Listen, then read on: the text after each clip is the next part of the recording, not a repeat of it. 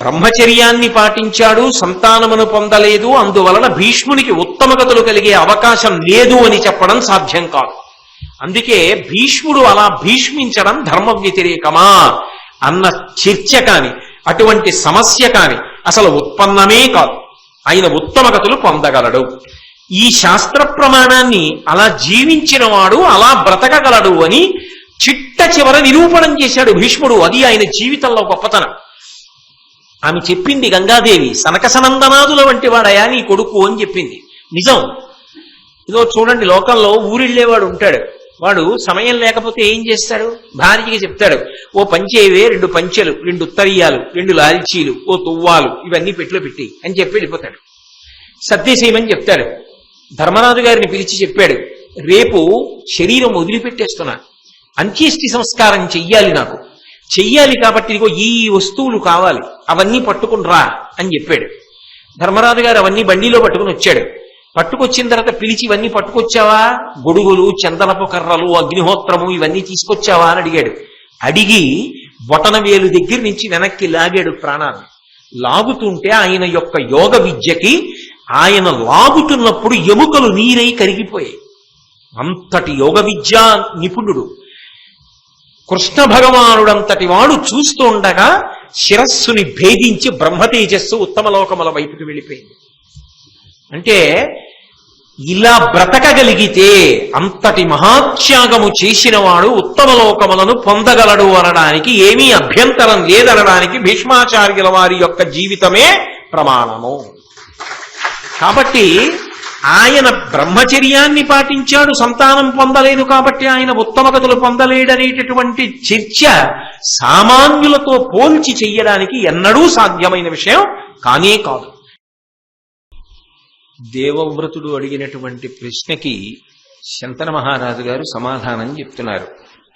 చెప్తూ ఆయన కొడుకుతో అన్న మొట్టమొదటి మాట ఏది అంటే, వినవయ్యా, ఏకపుత్రుడు అనపత్యుడు ఒక్క రూపయని ధర్మములన్ విని నీకు తోడు పుత్రులననగా పడయంగ నిష్టమైనది నాకున్. శంతన మహారాజు గారు చెప్తున్నటువంటి జవాబు విని మీరు ఆయన యొక్క శీల వైభవాన్ని నిర్ణయించడంలో తొందరపడి ఒక నిర్ణయానికి రాకండి. ఎందుచేత అంటే సన్నివేశం అంత సున్నితమైనటువంటిది.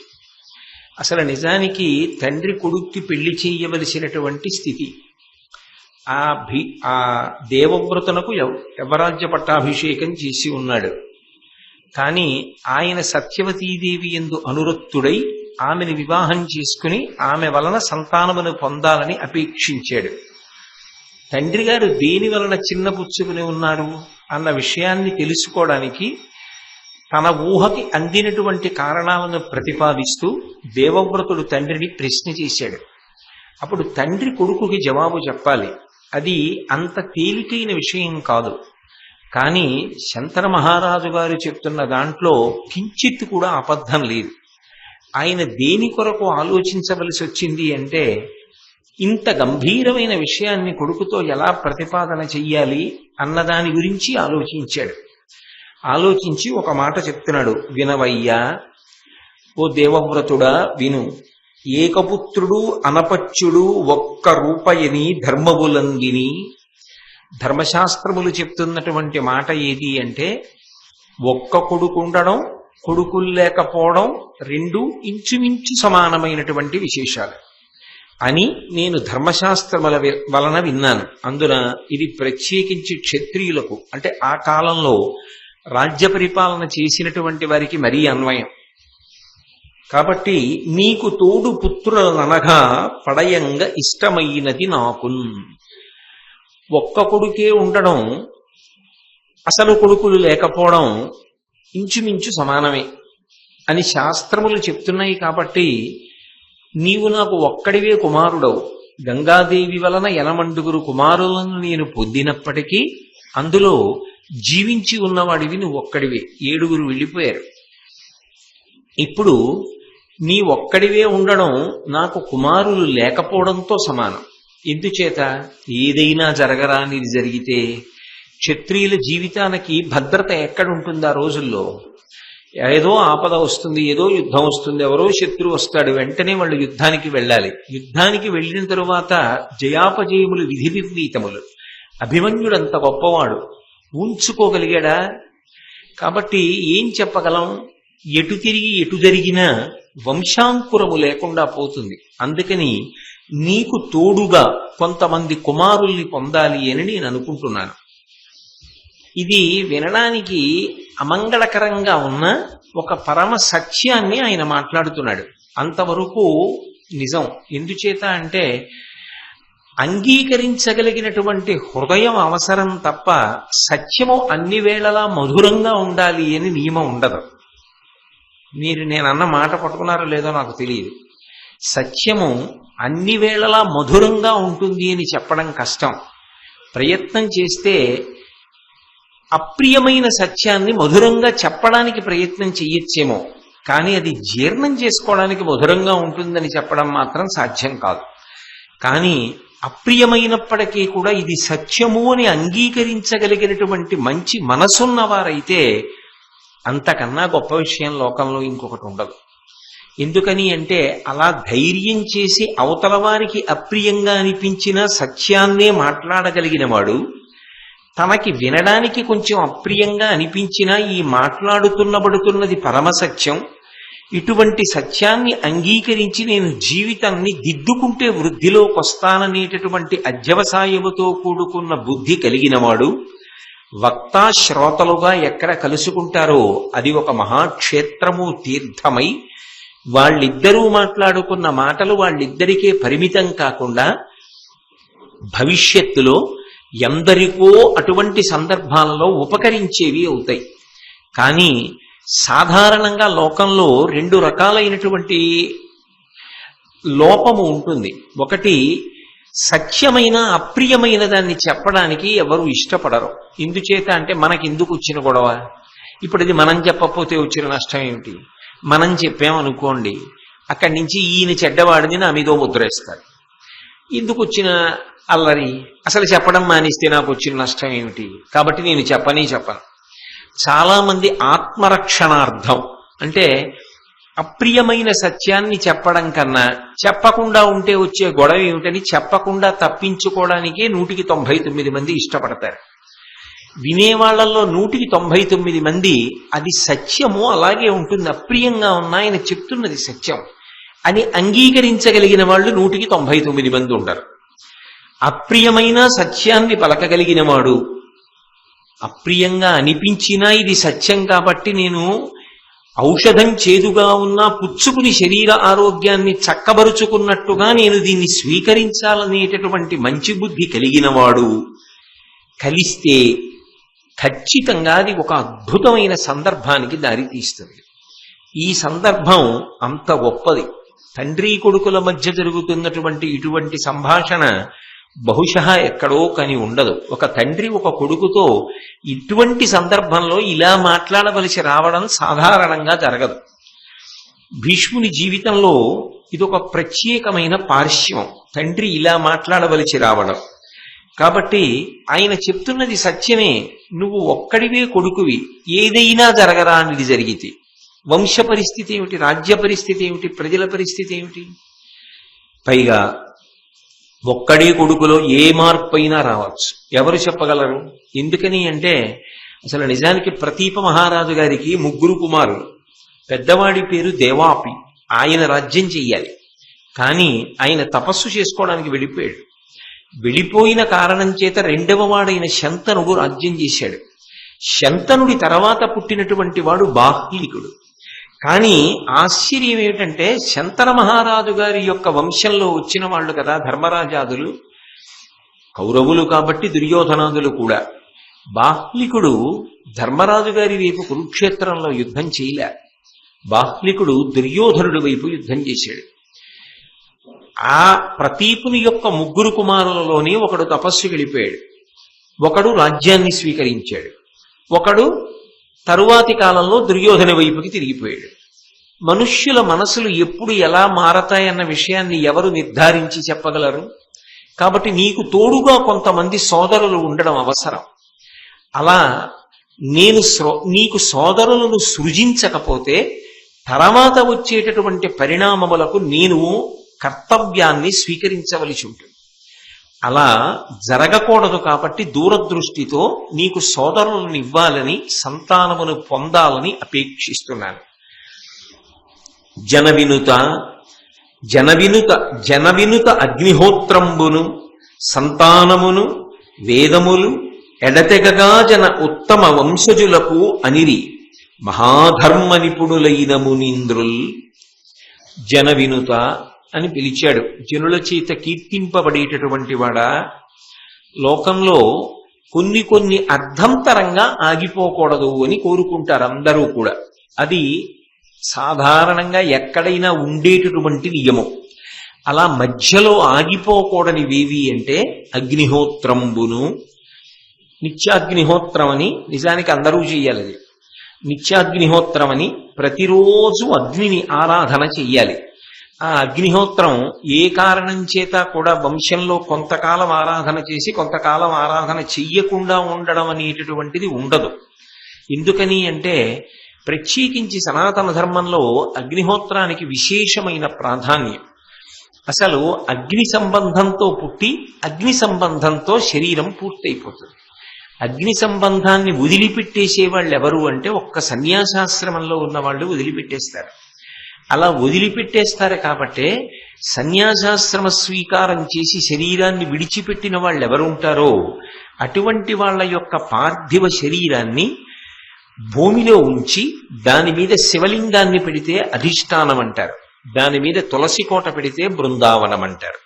తప్ప అగ్ని సంబంధం ఉంచుకుని శరీరం వదిలిపెట్టిన వాళ్ళు, అంటే వంట చేయించుకుని తిన్నవాళ్ళు, యజ్ఞయాగాది క్రతువులు చేసేవారు, వీళ్ళందరూ అగ్ని ఆరాధకుల కిందకే వస్తారు. వంట చేయించుకు తింటే ఎలా అవుతుందండి అంటారేమో.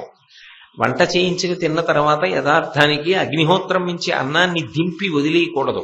అమంత్రకంగా ఆ ఇంటి ఇల్లాలు ఏం చేస్తుందంటే కొద్దిగా నెయ్యేసినటువంటి 4 మెతుకులు తీసి పొయ్యిలో వేసి మిగిలిన అన్నాన్ని వడ్డిస్తుంది భర్త గారికి. కాబట్టి అగ్ని ఆరాధనం అనేటటువంటిది వైదికంగా వస్తున్నటువంటి ఒక గొప్ప ఆచారం. ఎందుచేత అంటే శ్రియం హుతాశన అని. శ్రియం అనబడేటటువంటిది అగ్ని చేత ఇవ్వబడుతుంది అని. శ్రియం అన్న మాటకు అర్థం ఏమిటంటే కేవలం ఐశ్వర్యము కాదు. శ్రియం అంటే ఒక గొప్ప శక్తి. ఏమిటా శక్తి అంటారేమో. మీకు తేలికగా అర్థం అవడానికి నేను ఇంకొక మాట చెప్తే మీకు అర్థమవుతుంది. ప్రియం, శ్రియం అని 2 మాటలు. ఎన్నో సంకల్పాలు మనసులోంచి వస్తుంటాయి. మనసు నిద్రపోయే పర్యంతం, అంటే ఆత్మలోకి వెళ్ళిపోయి సుషుప్తిలోకి చేరే పర్యంతం, అది సంకల్ప వికల్ప సంఘాతం మనసు. అందుకని సూక్ష్మ శరీరం. నా మనసు చూపించండి అంటే ఎవరు చూపించలేరు. నెగడు అంటే ఓ మంట వెలుగుతోందనుకోండి, దాని దగ్గరికి వెళ్ళి కర్ర పెట్టి పుడిచారనుకోండి, అందులోంచి నిప్పు రవ్వలు రేగుతాయి. అలా మనసు పైకి వచ్చిన దగ్గర నుంచి, మేల్కొన్న దగ్గర నుంచి అనేక ఆలోచనలు చెప్తూ ఉంటుంది, విడిచిపెడుతూ ఉంటుంది, చెప్తూ ఉంటుంది, విడిచిపెడుతూ ఉంటుంది. దానికి అదే పని. అందుకే మనసు అనగా ఏమి అంటే వేదాంతమునందు సంకల్ప వికల్ప సంఘాతము అని పిలుస్తారు. ఇటువంటి మనసుకి నియతి ఏం ఉండదు. ఇది మనం కోరచ్చా, ఇది మనం కోరకూడదా, దానికి ఏం ఉండదు. అదో చంటి పిల్లాడి లాంటిది. అది ధర్మాన్ని వదిలిపెట్టేసి కోరుతుంది, ధర్మాంతో కూడుకున్నవి కోరుకుంటుంది. కొన్ని కంటికి నచ్చాయి కదా అని కోరుకోకూడదు. నా ఎదురుగుండా ఏదో ఎవరో ఒక మంచి హారం పెట్టుకున్నారనుకోండి, ఆ హారం జారిపోతే బాగుండు, నేను అట్టుకుపోదాం అనుకోకూడదు. అది దుర్మార్గపు బుద్ధి కదా. అటువంటి ఆలోచన రాకూడదు. కానీ మనసు చెప్తుంది, అలా ఎన్నైనా చెప్తుంది. మనసులోంచి వచ్చేటటువంటివి ఏవి ఆలోచన లేకుండా ఇది అనుభవిస్తే నాకు సంతోషంగా ఉంటుందని అనుభవించడం మొదలు పెడితే ప్రియం. దానికి కట్టుబడిపోయాడు మనోస్థాయిలో. కాదు, మనసు చెప్పిన ఆలోచనని ఒక చట్రంలోకి పెడతాడు. ఏమిటా చట్రం అంటే ధర్మచట్రం. ఇది నేను తీర్చుకోవచ్చా ఓ ప్రశ్న వేసుకుంటుంటాడు ఎప్పుడు. లోపల నుంచి అంతరాత్మ ఒకటి ఉంటుంది కదా, నువ్వు తీర్చుకోవచ్చు, అందులో దోషం ఏముంది అని అందనుకోండి, అది తీర్చుకుంటాడు. అప్పుడు శ్రియం. ధర్మచక్రంలోకి ఇమిడితే తీర్చుకుంటే శ్రియం, ధర్మచక్రంలోకి ఇమడకపోయినా తన తృప్తి కొరకు తీర్చేసుకుంటే ప్రియం.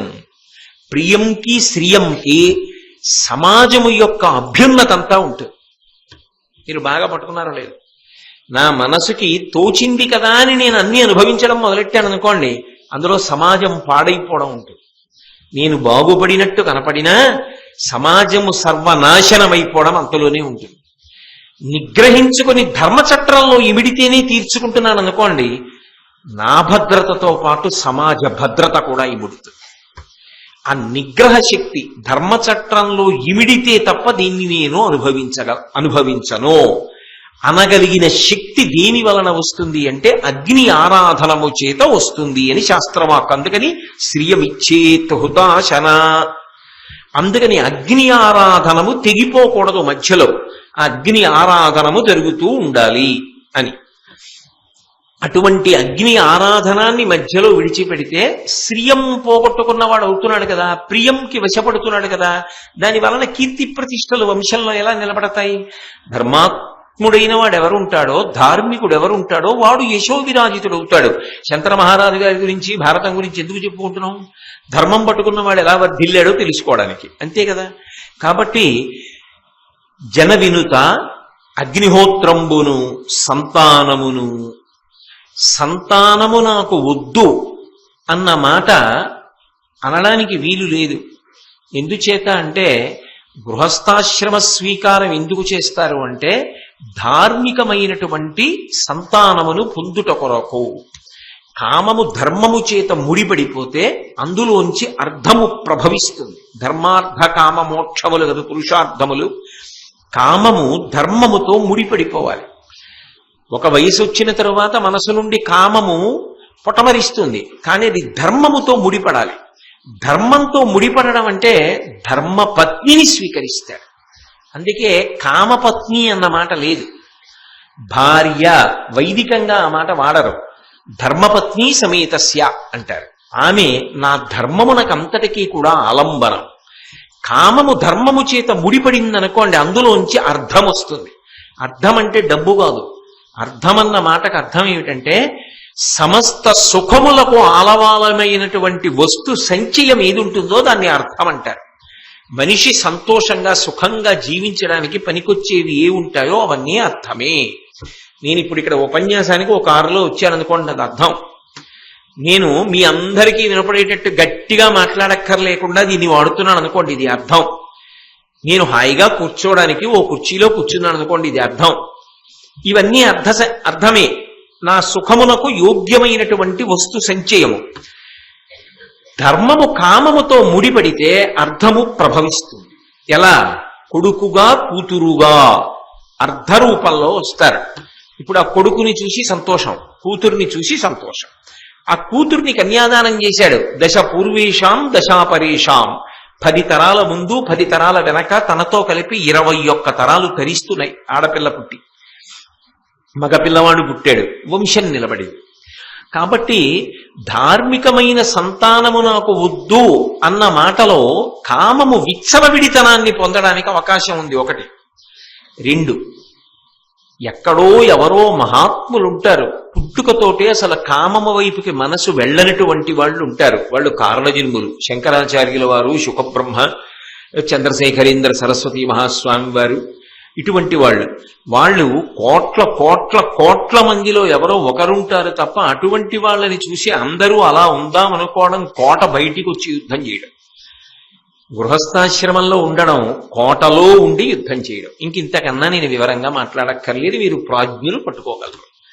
కాబట్టి సంతానము ఇక్కడితో ఆగిపోతే బావుణ్ణు, వంశం ఆగిపోవాలని ఎవరు కోరుకుంటారు? ఎవరు కోరుకోరు. వంశము వర్ధిల్లాలని ఎవరైనా కోరుకుంటాడు. తన కళ్ళ ముందు కొడుకులు కలగాలి, కూతుళ్ళు పుట్టాలి, తన కళ్ళ ముందు మనవలు పుట్టాలి, మునిమనవలు పుట్టాలి, వంశం ఆచంద్రతారార్కం పెరగాలని కోరుకుంటారు. సంతానమును వేదములు, ధర్మమునకంతటికీ ప్రమాణమైనటువంటి వేదము లుప్తమైపోయిందనుకోండి, అసలు ధర్మం చెప్పడం ఎలా కుదురుతుంది? కుదరదు. అందుకే ఏది ప్రమాణమో ఆ ప్రమాణమును రక్షిస్తూ ఉండాలి ఇప్పుడు కూడా. అందుకే అసలు ప్రమాణమైనటువంటి విషయం ఏది ఉంటుందో దాన్ని రక్షించలేకపోయారనుకోండి, మీరు ఆ స్థాయిలో విఫలమైపోయినట్టు లెక్క. మీరు బాగా పట్టుకున్నారో లేదో, ఇప్పుడు ఓ ఇల్లు ఉందనుకోండి, ఆ ఇంట్లో కనీసంలో కనీసం మా నాన్నగారు, మా తాతగారు, మా ముత్తాతగారు ఏం చేసేవారు, మా ముత్తాతగారు ఎంత గౌరవంగా బ్రతికారు, వారు ఏ త్యాగాలు చేశారు, వారి జీవితం ఎలా గడిచింది, మా తాతగారు ఎలా బ్రతికారు, మా నాన్నగారు ఎలా బ్రతికారు, మా అమ్మగారు ఎలా జీవించారు, మా నాయనమ్మ గారు ఎలా ఉండేవారు, ఇవి కనీసం ఓ 3 తరాల గురించైనా తెలిసి ఉండాలి. అలాగే తాను ఏది చేస్తున్నాడు అన్న విషయం, దేన్ని ఆధారం చేసి చేస్తున్నాడు అన్న విషయంలో చెప్పగలిగినటువంటి గ్రంథం ఒకటి ఎప్పుడూ సిద్ధంగా ఉండాలి. నేను పేరెందుకులేండి, ఒక సీనియర్ ఐఏఎస్ ఆఫీసర్ గారిని చూశాను. ఆయన ఎప్పుడు మీటింగ్కి వెళ్ళినా నేను ఆయనతో తరచుగా కొన్ని సమావేశాల్లో పాల్గొనే అవకాశం కలిగింది. ఒకప్పుడు ఒక సందర్భంలో అలా వెళ్ళేవాడిని. వెళితే ఆయన దేనికైనా సరే ఇది ఇలా చెయ్యొచ్చా అని ఒక ప్రతిపాదన వస్తే ఒక్క 5 నిమిషాలు ఆగండి అని వెంటనే ఆ సంస్థకి సంబంధించిన చట్టాన్ని టకటకా తిప్పి చూసి, ఇది కుదరదండి, మనం చేయకూడదు, అనుమతించదు చట్టం అనేవారు. ఇది మనం చెయ్యొచ్చు, చట్టం అనుమతిస్తుంది. అది ప్రమాణము తెలిసి ఉండాలి. ఆ ప్రమాణము తెలియలేదనుకోండి, ఉల్లంఘనం జరుగుతుంది, క్షమాపణ చెప్పాలి. ప్రమాణమునకు కట్టుబడ్డాడనుకోండి, నేను చేసినది సత్యమే, నిలబడగలుగుతాడు, ఊంచుకుంటాడు. అందుకే అసలు ప్రమాణమే తెలియకపోతే ఇంక నువ్వేం చేస్తావు, ఎలా చేస్తావు? బ్రతకడానికి, బ్రతుకు సార్థక్యం పొందడానికి, ధర్మం తెలియడానికి ప్రమాణము వేదము. ఆ వేదములు ఉత్తమైపోతే ఎలా? అందుకని వేదాన్ని కాపాడుకోవాలి. అందుకే వేదం చదువుకోవాలి, అథవా వేదం వినాలి. వేదం చదువుకోకపోతే వేదంతో సమానమైన రామాయణ భారత భాగవతాలైనా చదువుకోవాలి. కాబట్టి వేదములు ఎప్పుడు ఎడతెగగా జనదుత్తమ వంశజులకుననిది. ఉత్తమమైన వంశంలో ఉన్నవాళ్ళు, ఉత్తమమైన వంశంలో ఉన్నవాళ్ళు అంటే ఉత్తములైన వాళ్ళు అని దాని అర్థం. ఈ 3 మధ్యలో ఆగిపోవాలని కోరుకోకూడదు. అగ్నిహోత్రము, వంశము, వేదము, ఇవి 3 నిరంతరంగా ఉండాలి. కాబట్టి నేను సంతానాన్ని పొందాలనుకుంటున్నాను. అయితే నాన్నగారు నేనున్నాను కదా, నా వలన సంతానం కలుగుతుంది కదా, మీకు మనవలు పుడతారు కదా అంటావేమో. నీ వస్త్రశస్త్ర విద్యాకోవిదుడవు, రణములందు క్రూరుడవు, అరి విద్రావణ సాహసికుండవు, కావున నీ యునికి నమ్మగా నేరనెదన్. నాయనా, నేనున్నాను కదా నాన్నగారు, మీకు ఈ కోరిక ఎందుకు వచ్చింది, మీరెందుకు సంతానాన్ని పొందడం, నాకు వివాహం చేయండి, నేను సంతానాన్ని పొందుతానుగా.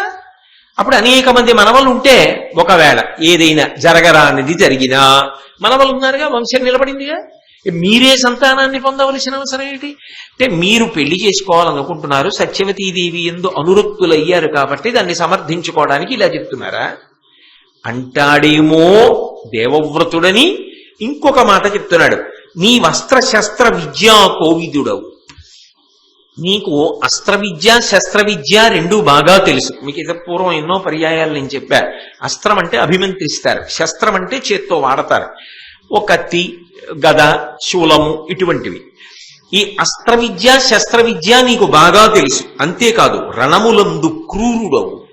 యుద్ధమే వచ్చిందా ఇక ముందు వెనక చూడవు, పరమక్రౌర్యంతో ఎవరి తలకాయైనా తీసేస్తావు, అంత దూకుడుగా యుద్ధం చేస్తావు. హరివిద్రావణ సాహసికుండవు. యుద్ధం చేసేటప్పుడు అయ్యి బాబోయ్ నేను ఒక్కడే కొడుకుని మా నాన్నగారికి అని నీకేం జ్ఞాపకం ఉండదు, మహాసాహసంతో యుద్ధం చేస్తావు. అప్పుడు ఏం జరుగుతుందో. యుద్ధం రాదని నమ్మకం ఏమిటి? యుద్ధం వచ్చాక వృద్ధుడైన నన్ను పంపించి నువ్వు ఇంట్లో కూర్చుంటావా? నువ్వు వెళ్ళాలిగా, మరి యవ్వనంలో ఉన్నవాడివి. అప్పుడు వెళ్ళిన తరువాత ఈ లక్షణాలు ఉన్నవాడివి కాబట్టి తెగించి వెళ్ళినప్పుడు ఏదైనా జరిగితే, ఏదైనా అన్న మాటకు అర్థం మీకు అర్థమవుతోందిగా. అప్పుడు వంశం ఏమైపోవాలి? వృద్ధాప్యంలో ఉన్న నేనేమైపోవాలి? కాబట్టి కావున నీ యునికి నమ్మగా నేరనెదన్. కాబట్టి నీ ఉనికి, నువ్వు ఉన్నావు అన్నది ఎప్పుడూ ఉంటుంది అని నమ్మడం నాకు కష్టం. ఇది అప్రియమే ఈ మాట చెప్పడం. కానీ మీరు ఒక్కటి ఆలోచించండి, ఇందులో ప్రధానంగా శంతన మహారాజు గారు చెప్తున్నటువంటి సందేశం అంతా, కొడుక్కి చెప్తున్న మాట అంతా ఎటువైపుకి ఒరిగిపోతోంది. నువ్వు ఒక్కడివే సంతానం కాబట్టి నేను అంగీకరించలేను, కాబట్టి నీకు సోదరులు ఉండాలి, ఇది కదా చెప్తున్నాడు. కానీ మీరు ఇంకొక కోణం ఆలోచించండి. అంత తాపత్రయం ఉన్నవాడు ఈ దేవవ్రతుడికి పెళ్లి చేసేస్తే అయిపోలా?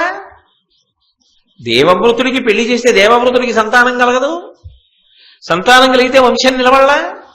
మరి దేనికి భయపడుతున్నాడు శంతన మహారాజు అంటే, ఆయన దేనికి భయపడుతున్నాడో అది నోటితో చెప్పకపోయినా అది దేవవ్రతుడికి అర్థమైంది, శంతన మహారాజు గారికి అర్థమైంది. కొన్ని విషయాలు ఏం చేస్తారంటే స్పష్టంగా నోటితో అనలేని ఉంటాయి. ఆ నోటితో అనలేనివి అనలేక అర్థం చేసుకునేటట్టు చెప్తారు ధార్మికంగా. అది మాట్లాడడంలో ఉండే సొబగు. ఏమిటి ఇక్కడ గొప్ప ఇబ్బంది అంటే, గంగమ్మ దేవవ్రతుణ్ణి తీసుకొచ్చి శంతన మహారాజు గారికి అప్పచెప్తున్నప్పుడు ఒక మాట చెప్పింది. ఇతను వసువులలో 8వ వాడు. వశిష్ఠుని యొక్క శాప కారణంగా భూమి మీదకు వచ్చాడు. ఇతను దీర్ఘాయుష్మంతుడు, సకల శాస్త్ర విశారదుడు, కానీ ఇతనికి సంతానం ఉండదు అని చెప్పింది. అది శాపంలో అంతర్భాగం. ఇతనికి సంతానం ఉండదు. ఇతను తండ్రి సుఖం కోసం త్యాగం చేస్తాడు. స్త్రీభోగాన్ని, కాంచనాన్ని కూడా త్యాగం చేసేస్తాడు. కాబట్టి ఇతను సంతానమును పొందడు అని చెప్పింది. అది వశిష్ఠ వాక్ అయినప్పుడు ఈ పిల్లవాడికి సంతానం కలిగేటటువంటి అవకాశం లేదు.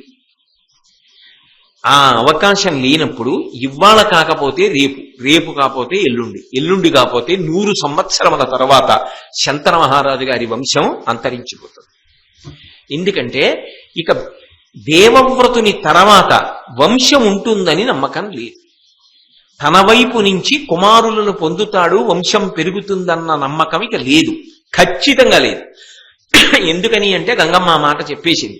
మీరందరూ 1కి 10 మాటలు విన్నారు. వశిష్ఠుడి శాపం అలాగే ఉంది, నీవు సంతానమును పొందవు అన్నాడు.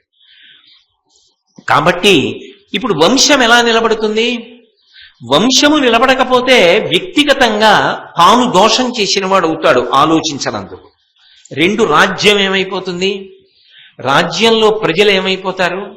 తాను ఆలోచించకపోతే రేపు ఉత్తమ వంశ సంజాతుడైనటువంటి ధార్మికుడు రాజ్య పరిపాలన చేయకుండా ఒక అధర్మాత్ముడు సింహాసనంలో కూర్చుని ప్రజల్ని పీడించి పరిపాలన చేస్తే తద్దోషం శంతన మహారాజు గారిని కట్టి కొడతదా? తన వరకు చూసుకుంటే సరిపోతుందా? అందుకని తన తర్వాత కూడా వంశం కొనసాగడానికి అవకాశం కలగాలి అంటే తాను సంతానమును పొంది తీరాలి. ఇది అర్థం చేసుకోలేడా దేవవ్రతుడు?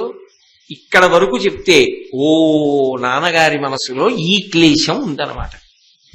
అమ్మ చెప్పింది, నన్ను అప్పచెప్తున్నారు, అక్కడే ఉన్నాడుగా, చేయి పట్టుకు తీసుకొచ్చింది అని చెప్పారుగా. చేయి పట్టుకు తీసుకొచ్చి చెప్తున్నప్పుడు పిల్లాడు అలా పక్కకెళ్ళి నేను నాన్నగారితో ఓ విషయం చెప్పాలని పంపించిందని చెప్పారా? భారతంలో లేదుగా. అక్కడ పిల్లవాడు ఉండగానే చెప్పింది ఈ మాట. కాబట్టి ఆయనకి తెలుసు తనకి సంతానం కలగదని. తనకి సంతానం కలగదని తెలిసిన తరువాత రాజ్య సంక్షేమాన్ని కాంక్షించే ఉత్తమ క్షత్రియుడైన వాడు తండ్రి యొక్క కోరిక నెరవేరి ఆయనకి ఇంకా సంతానం కలగాలని ఎందుకో కోరుకోడు?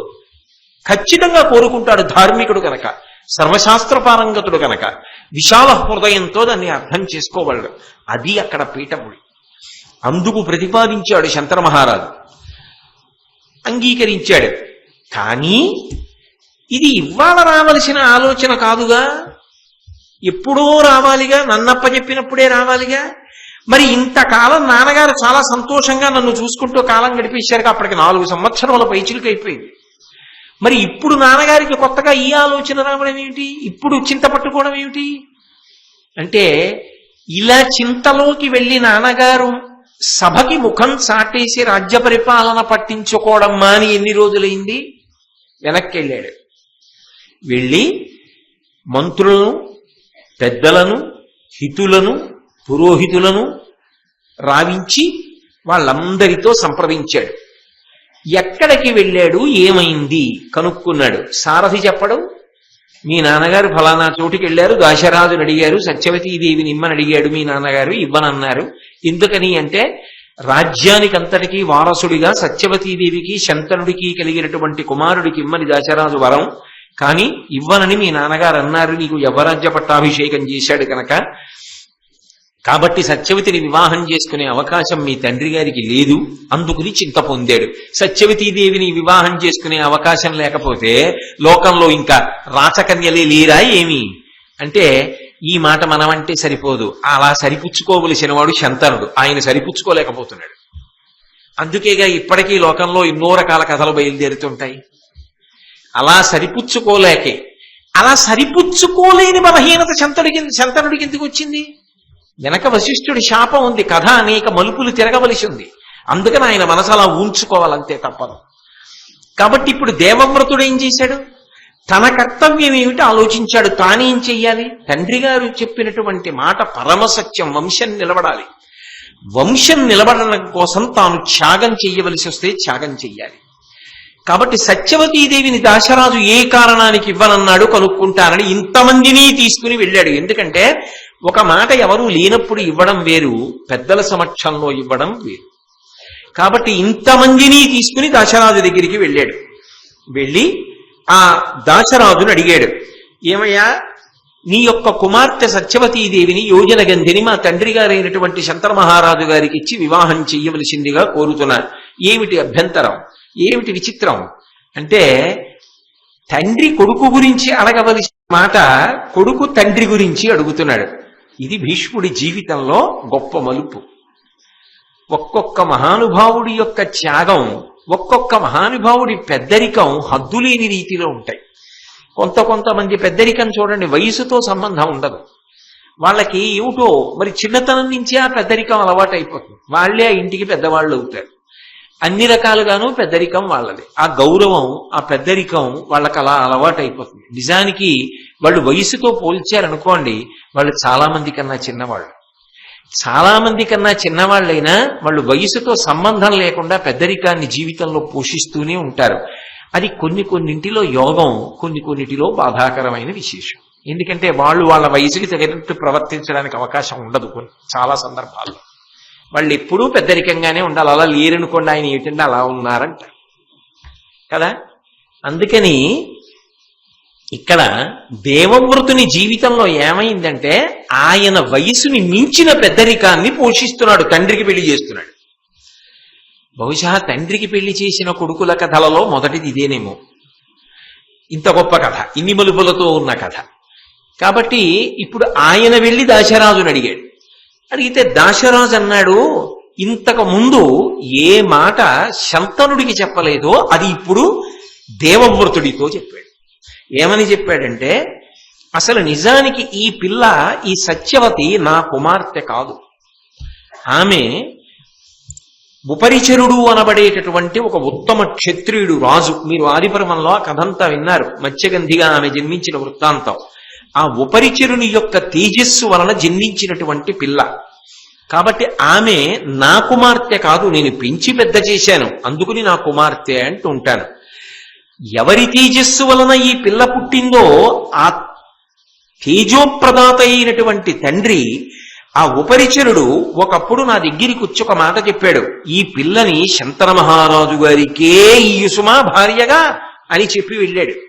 కాబట్టి ఈమెని శంతన మహారాజు గారికే ఇస్తాను, అందులో ఏ విధమైనటువంటి అభ్యంతరం లేదు. ఇంకొక మాట చెప్పనా, మీ నాన్నగారి కన్నా ముందు శంతన మహారాజు గారి కన్నా అసిత వంశానికి చెందిన దేవలుడు అనబడేటటువంటి రాజు వచ్చి అడిగాడు నన్ను ఈ సత్యవతీదేవిని ఇచ్చి వివాహం చేయమని.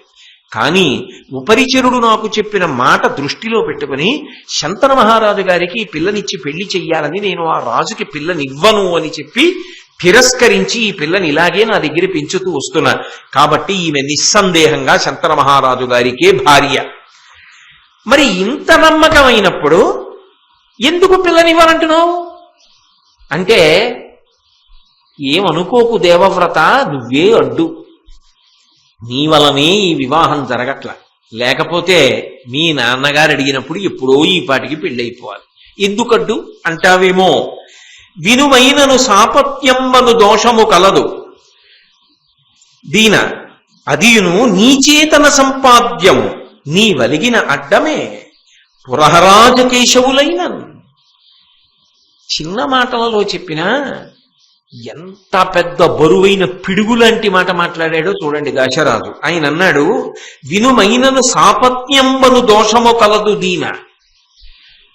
ఈ పెళ్లి చేయడంలో, శంతన మహారాజు గారికి ఈ అమ్మాయినిచ్చి పెళ్లి చేయడంలో ఒక పెద్ద దోషం ఒకటి వస్తోంది. ఏమిటంటావా? మా అమ్మాయి మీ నాన్నగారికి రెండవ భార్య, మొదటి పత్ని కాదు. మొదటి పత్ని కాదు కనుక, రెండవ పత్ని కనుక నేను ఈమెనిచ్చి పెళ్లి చేస్తే ఈమెకు శంతనుని వలన కలిగేటటువంటి సంతానం ఏది ఉంటుందో అది రాజ్యాధికారమును పొందదు. ఇంతకు ముందు భార్య ఉన్నా పిల్లలు లేకపోతే అది వేరు విషయం. నువ్వున్నావుగా, నువ్వుండగా పిల్లని ఎలా ఇస్తా? మీ నాన్న అదేగా అన్నాడు, యవరాజ్య పట్టాభిషేకం భీష్ముడికి చేశాను, అది కుదరదని విడిపోయాడుగా. మరి నువ్వే అడ్డు ఈ పెళ్లికి, నువ్వే వచ్చి అడుగుతున్నావు, కానీ నువ్వే అడ్డు. ఉన్నమాట చెప్తున్నావు. లేకపోతే మీ నాన్నకి ఇవ్వాలనే అనుకున్నా ఈ పిల్లని, కానీ నీ వలనే సమస్య వస్తోంది. దానికే ఉందిలే, ఇతనేం చేయగలడు? మన పిల్లని ఇచ్చిన తరువాత రేపొద్దున్న అడ్డొస్తే మనందరం కలిసి మట్టు పెట్టలేమా? అందాం అనుకుంటే రేపొద్దున్న సత్యవతీదేవికి శంతన మహారాజుకి కలిసి పుట్టబోయేటటువంటి పిల్లలు ఎంత శౌర్య పరాక్రమవంతులైనప్పటికీ కూడా నిన్ను గెలుస్తారన్న నమ్మకం మాత్రం లేదు. ఎందుకు లేదో తెలుసా? మనుష్యులేమిటయా, నీ వలిగిన అడ్డమే పురహరాజ కేశవులైన బ్రహ్మగారు, శ్రీ మహావిష్ణువు, పరమశివుడు, సృష్టికర్త, స్థితికర్త, ప్రళయకర్త ముగ్గురు కలిసి వచ్చి నీకు ఎదురుగుండా యుద్ధం చేసినా సరే నిన్ను గెలవడం సాధ్యం కాదు. నీ శౌర్యం అటువంటిది, నీ పరాక్రమం అటువంటిది. రేపొద్దున్న నిన్ను కాదని పట్టాభిషేకం ఎలా చేయగలం? ఎలా మనసు సరిపెట్టుకోమంటావు? అక్కర్లేదులే, అంతగా రాజ్యం అడిగితే ఇతన్ని పక్కన పెట్టి మనం సత్యవతీదేవికి పుట్టిన పిల్లలకి పట్టాభిషేకం చెయ్యొచ్చులే అని ఎలా నమ్మమంటావు? ఏం ధైర్యంతో ఇవ్వను పిల్లని? అందుకు ఇవ్వనన్నాను. మీ నాన్న కూడా నీకు పట్టాభిషేకం చెయ్యను, సత్యవతీదేవికి పుట్టినటువంటి కుమారులకు పట్టాభిషేకం చేస్తానని నాకు మాట ఇవ్వలేదు. అంటే ఆయన ధర్మానికే కట్టుబడ్డాడు. ఇక ఎట్టి పరిస్థితులలో ఆమె సంతానమునకు రాజ్యము రాదని రూఢమైపోయింది. అయినప్పుడు ఎందుకు ఇవ్వాలి పిల్లని? కాబట్టి ఎవరడ్డో వాడే వచ్చి అడిగాడని పిల్లనిచ్చేయాలి. ఇవ్వను. వెంటనే దేవవ్రతుడు ఆయన ముందు చూపుతోనే వెళ్ళాడు. వెళ్ళినప్పుడే తనతో పాటు కొంతమంది పెద్దలు, అంటే సామంతరాజులు, పురోహితులు, మంత్రులు, ఇటువంటి వాళ్ళందరినీ తీసుకెళ్లాడు కదా. వాళ్ళందరూ కూర్చుని ఉన్నారు. ఈ మాటలు జరుగుతున్నాయి. ఆయన ఉత్తర క్షణంలో లేచన్నాడు, వినుడు, ప్రసిద్ధులైన పృథివీపతులిందరు నీ గురు ప్రయోజనమున చేసి తిన్ సమయ సంస్థితి ఈ లలితాంగికుద్భవించిన తనయుండ రాజ్యమును చెయ్యగనర్హుడు వాడు మాకు ఎల్లను పతి వాడ కౌరవ కుల స్థితికారుడు దార సంపదన్. ఆయన లోకంలో ఎప్పుడూ ఎక్కడా ఎవ్వరూ అనడానికి కూడా సాహసించినటువంటి మాట ఒకటి అన్నాడు. వినుడు, ప్రసిద్ధులైన పృథివీపతులిందరు. ఇక్కడ ఇంతమంది రాజులు ఉన్నారు ఈ సభలో. ప్రధానంగా ఇది రాజ్యానికి సంబంధించిన సమస్య కదా. నేను మీ అందరి ఎదుట ప్రతిజ్ఞ చేసి చెప్తున్నాను, నే గురు ప్రయోజనమున చేసి తిన్ సమయ సంస్థితి. మా నాన్నగారి యొక్క ప్రయోజనాన్ని అపేక్షించి నేను ఒక గొప్ప ప్రతిజ్ఞ చేసి ఒక కొత్త నియమాన్ని అమలులోకి తీసుకొస్తున్నాను.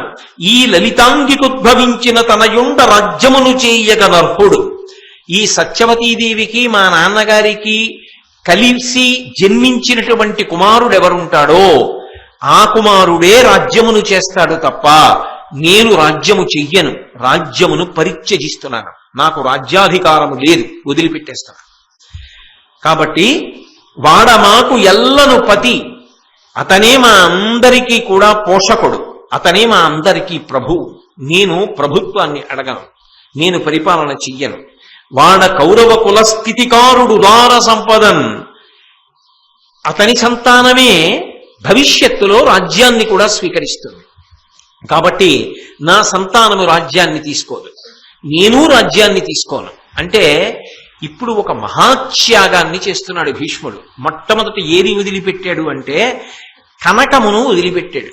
కనకము అన్న మాటకి నేను ప్రతిపాదనలో తీసుకుంటున్నది ఇది అంటే సమస్త రాజ్యాధికారాన్ని రాచభోగాలను వదిలిపెట్టేశాడు.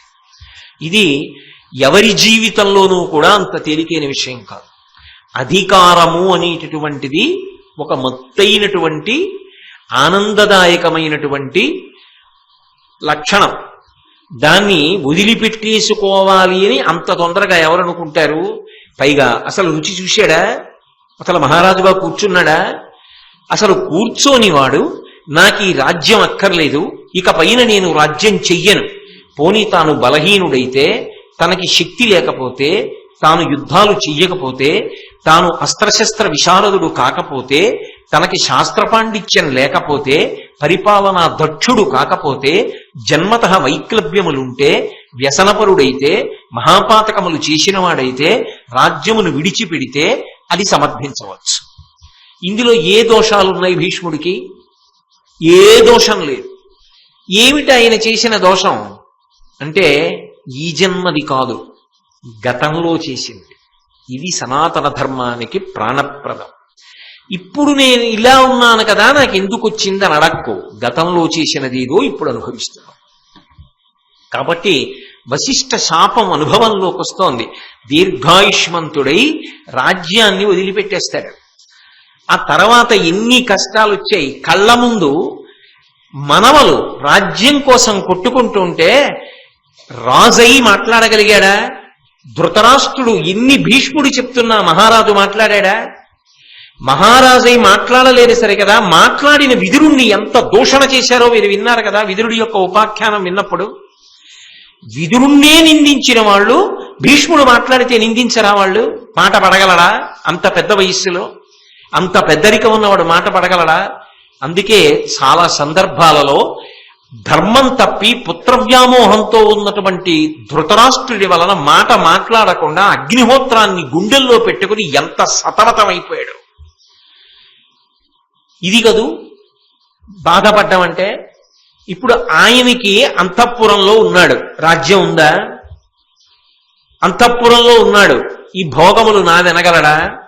అలాగని రాజ్య సంరక్షణం కోసం యుద్ధం చేయకుండా ఉండగలడా?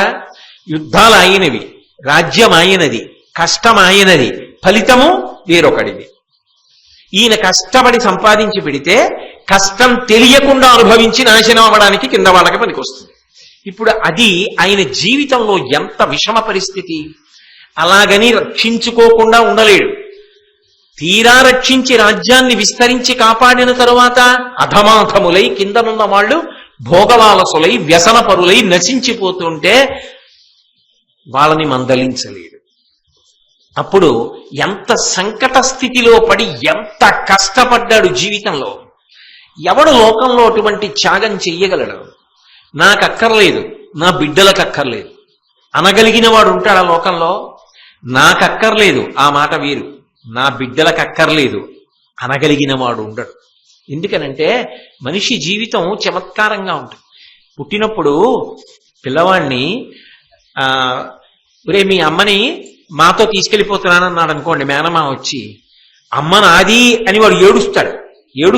మేనమామని 2 కొడతాడు భుజం మీద. చిన్నపిల్లాడు, చాలా చంటి పిల్లాడిగా ఉన్నది నేను చెప్తున్న సందర్భం. 3 ఏళ్ల వాడు కింద ఉన్నప్పుడు. అంతేగాని పెద్దవాడు అయిన తర్వాత అని కాదు నా ఉద్దేశం.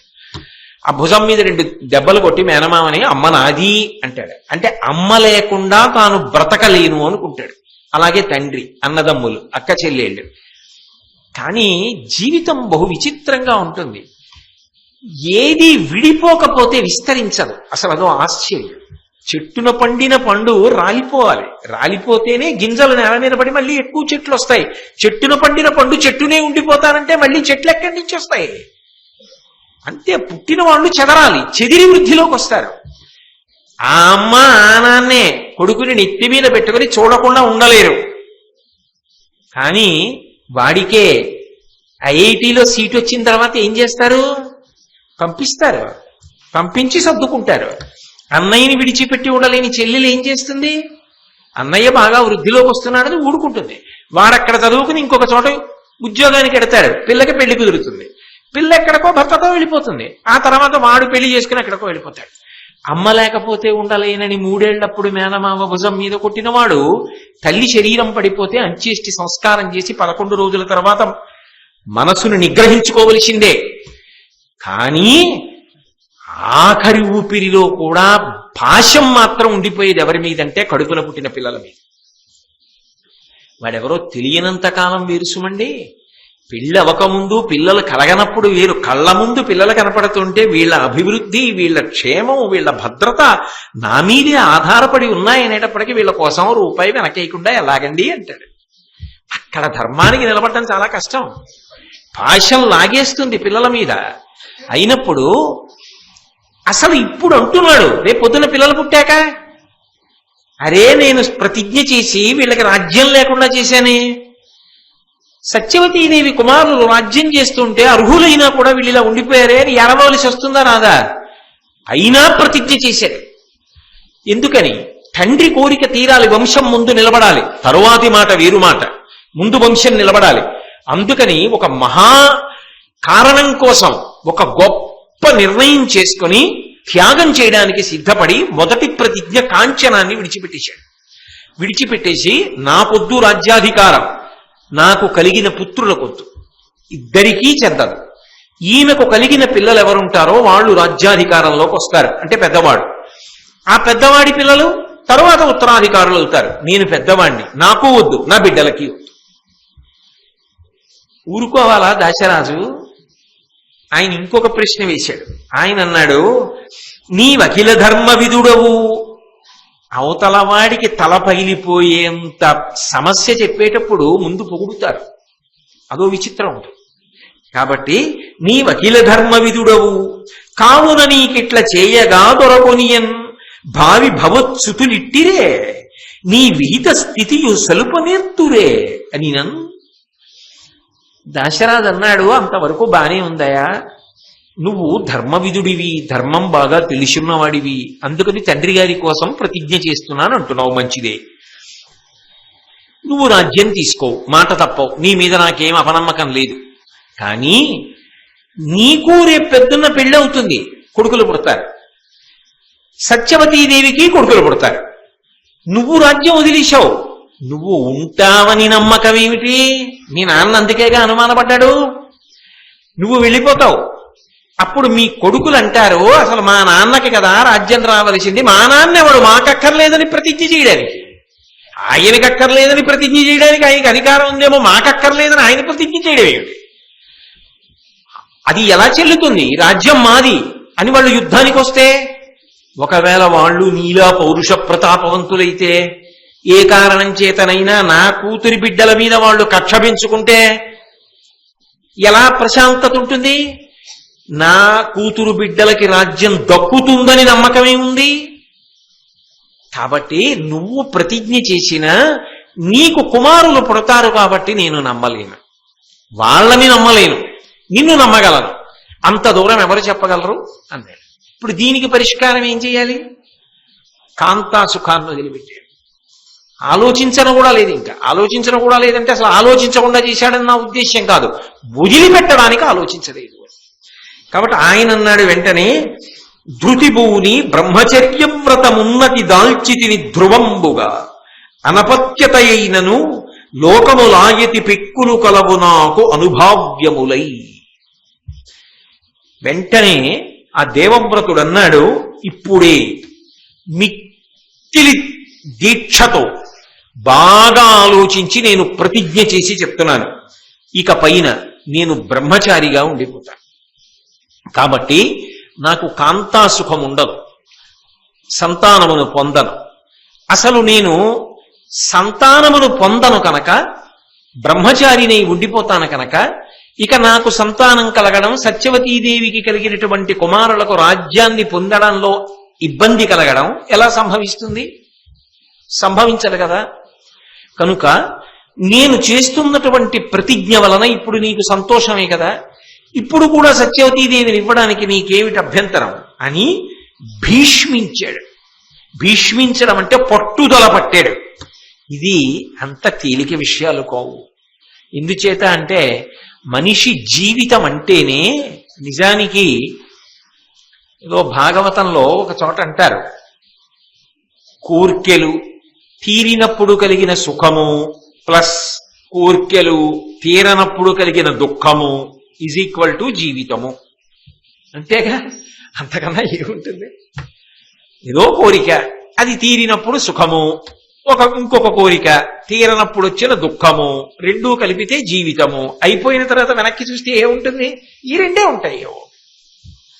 కానీ ఈయన అందరి జీవితాలు అవైతే అందరి జీవితాలకి ఆలంబనమేదో, ఏది సుఖములకు హేతువో ఆ రెండూ వదిలిపెట్టేశాడు. కాంతా కనకములు నాకు అక్కర్లేదు, రాజ్యభోగం అక్కర్లా, కాంతా సౌఖ్యం అక్కర్లా, ఈ రెండూ వదిలిపెట్టి బ్రహ్మచారినై బ్రతికేస్తా. దేని కొరకు అంటే, మా నాన్నగారి కోరిక తీరాలి, వంశము నిలబడాలి, నాకు సోదరులు కలగాలి. కాబట్టి నేను ఒక్కడనే ఉండిపోయినా నాకు వచ్చిన నష్టమేం లేదు. కాబట్టి నేను భీష్మిస్తున్నాను, ప్రతిజ్ఞ చేస్తున్నాను, నువ్వు పిల్లని మా నాన్నగారికి. ఆయన అసలు బహుశః ఎక్కడా కని విని ఎరగని రీతిలో భీష్మించి ప్రతిజ్ఞ చేశాడు కనుక ఇలా ప్రతిజ్ఞ చెయ్యగలిగిన వాళ్ళు లోకంలో ఉండరు. నేను విహంగ వీక్షణంగా ఇంకంతకన్నా లోతుకి వెళ్ళకూడదు కనుక కాంతా కనకములు అని వదిలిపెట్టేశా. అవి రెండూ లేనినాడు అసలు జీవితానికి సుఖము సంతోషం అన్న రెండు ఏమున్నాయండి? ఇంటికి వెళ్ళేటప్పటికి పట్టెడన్నం పెట్టే భార్య లేనినాడు, ఏమండి అలా ఉన్నారు, తలకాయ నిప్పిగా ఉందా అని అడిగే భార్య లేకపోతే గృహిణి గృహముచ్యతే. వృద్ధాప్యంలోకి వెళ్ళిపోయిన తరువాత ఆమె పక్కన లేకపోతే ఏ ఆలంబనం? కడుపున పుట్టిన పిల్లలు లేకపోతే ఏమిటి సంతోషం? తాను అనుభవించడానికి అని అధికారం ఉన్నది ఏదీ లేకపోతే ఏమిటి సంతోషం? ఎందుకు అస్త్ర విద్య, ఎందుకన్ని శస్త్రములు, ఎందుకంత పాండిత్యం, ఎందుకన్ని శాస్త్రాలు? పరిపాలన చేస్తాడా? ఎందుకైనా తన భోగములకు పనికొస్తాయా? ఎవరి కోసమో ఉపయోగించాలంటే. మరి ఇంత త్యాగం చేసినటువంటి వాడు బహుశః నీకు వాంగ్మయం మొత్తం మీద ఎక్కడైనా కనపడతాడా? యవ్వనంలో ఈ ప్రతిజ్ఞ చేసి అలాగే నిలబడిపోయినవాడు చాలా కష్టం. అందుకే ఆయన ఈ ప్రతిజ్ఞ చేసినప్పుడు వెంటనే దేవతలు ఋషి సమూహములు పుష్పవృష్టి కురిపించారు. అందుకే భీష్మ చరిత్ర అంత గొప్పదైంది. ఆ భీష్ముడి గురించి చెప్పేటప్పటికి దేవతలందరూ కూడా సంతోషిస్తారు ఇప్పటికీ. కాబట్టి ఆయన భీష్మించి ప్రతిజ్ఞ చేశాడు కనుక భీష్ముడు అని పిలిచారు. అయితే ఇక్కడ ఒక చిన్న సందేహం వస్తుంది. ఆయన ఒక మాట అంటున్నాడు, ఏమని? నేను సంతానమును పొందను, బ్రహ్మచారిగా మిగిలిపోతాను అంటున్నాడు. అలా అనవచ్చా? అలా ప్రతిజ్ఞ చేసే అధికారం ఉంటుందా? సన్యాసాశ్రమంలోకి వెళ్ళిపోయాడా అంటే వెళ్ళిపోలేదుగా. వెళ్ళిపోకుండా అంతఃపురంలోనే ఉంటున్నాడుగా.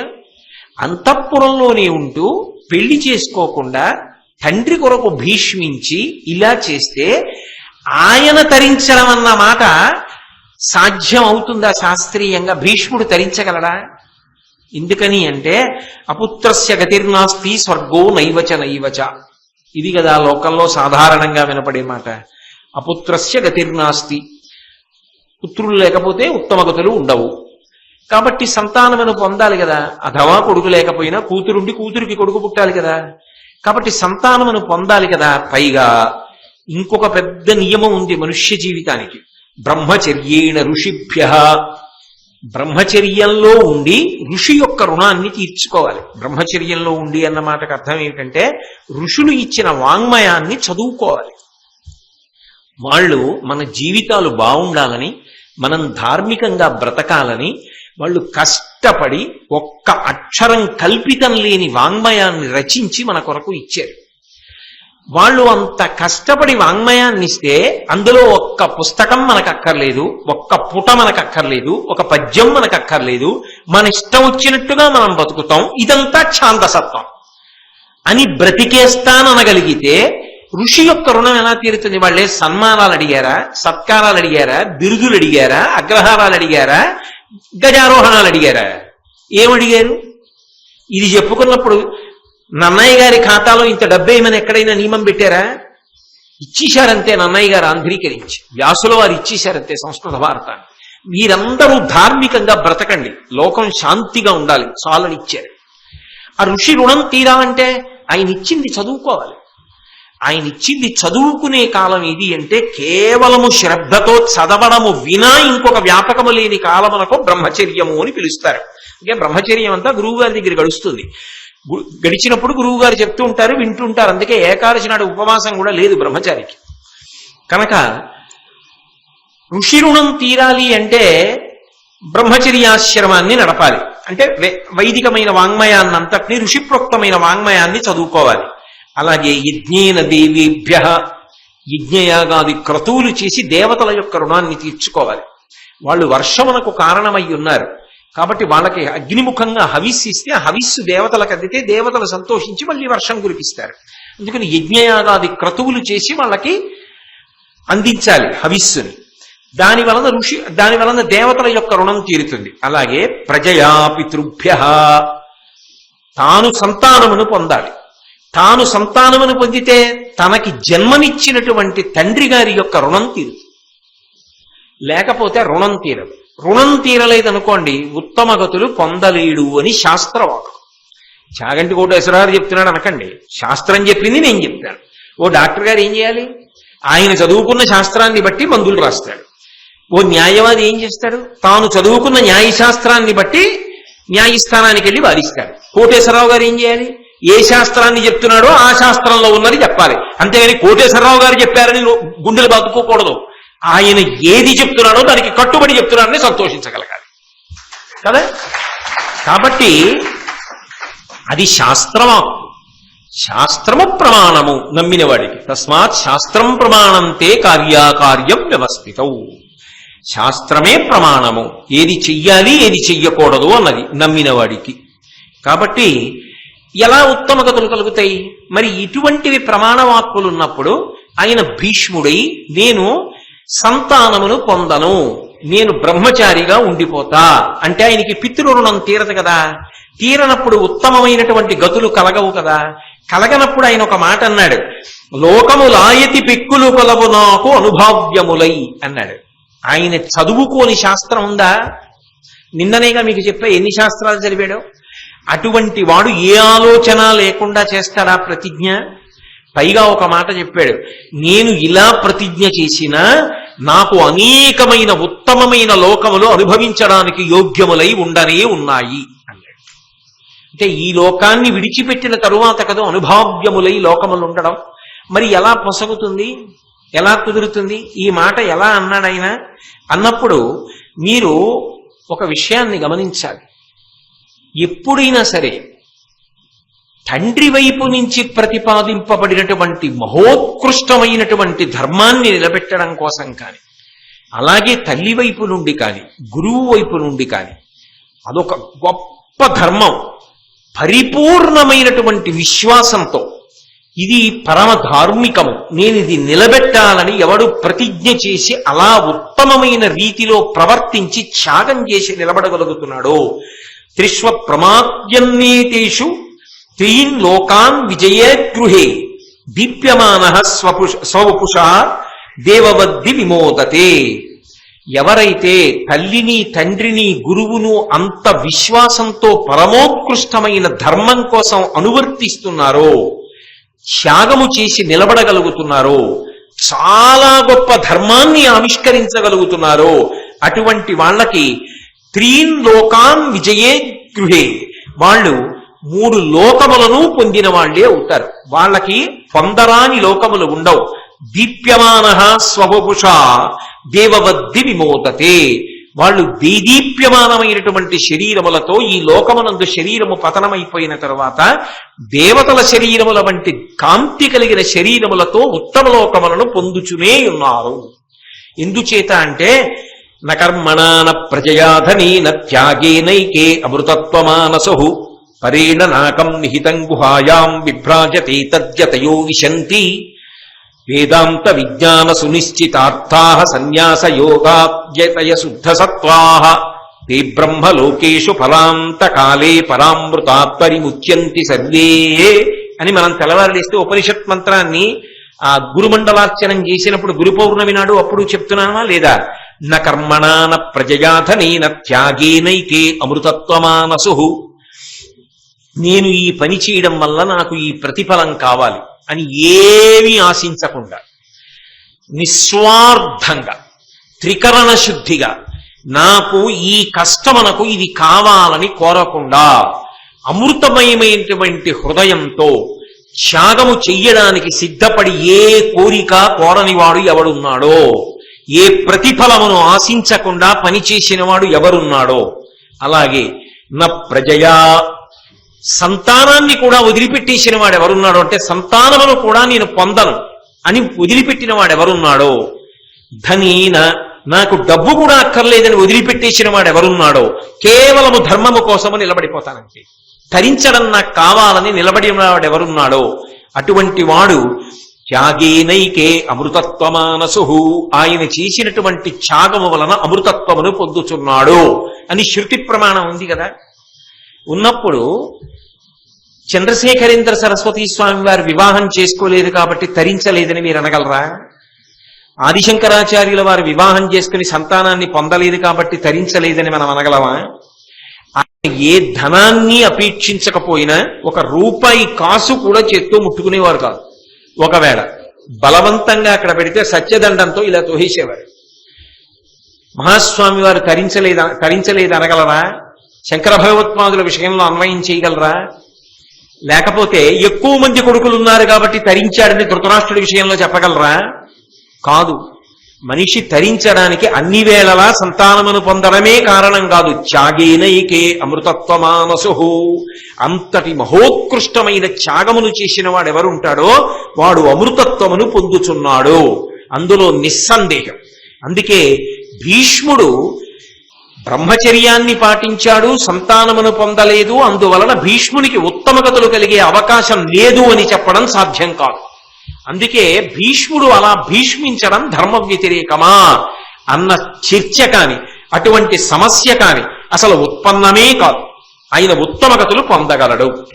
ఈ శాస్త్ర ప్రమాణాన్ని అలా జీవించిన వాడు అలా బ్రతకగలడు అని చిట్ట చివర నిరూపణం చేశాడు భీష్ముడు. అది ఆయన జీవితంలో గొప్పతనం.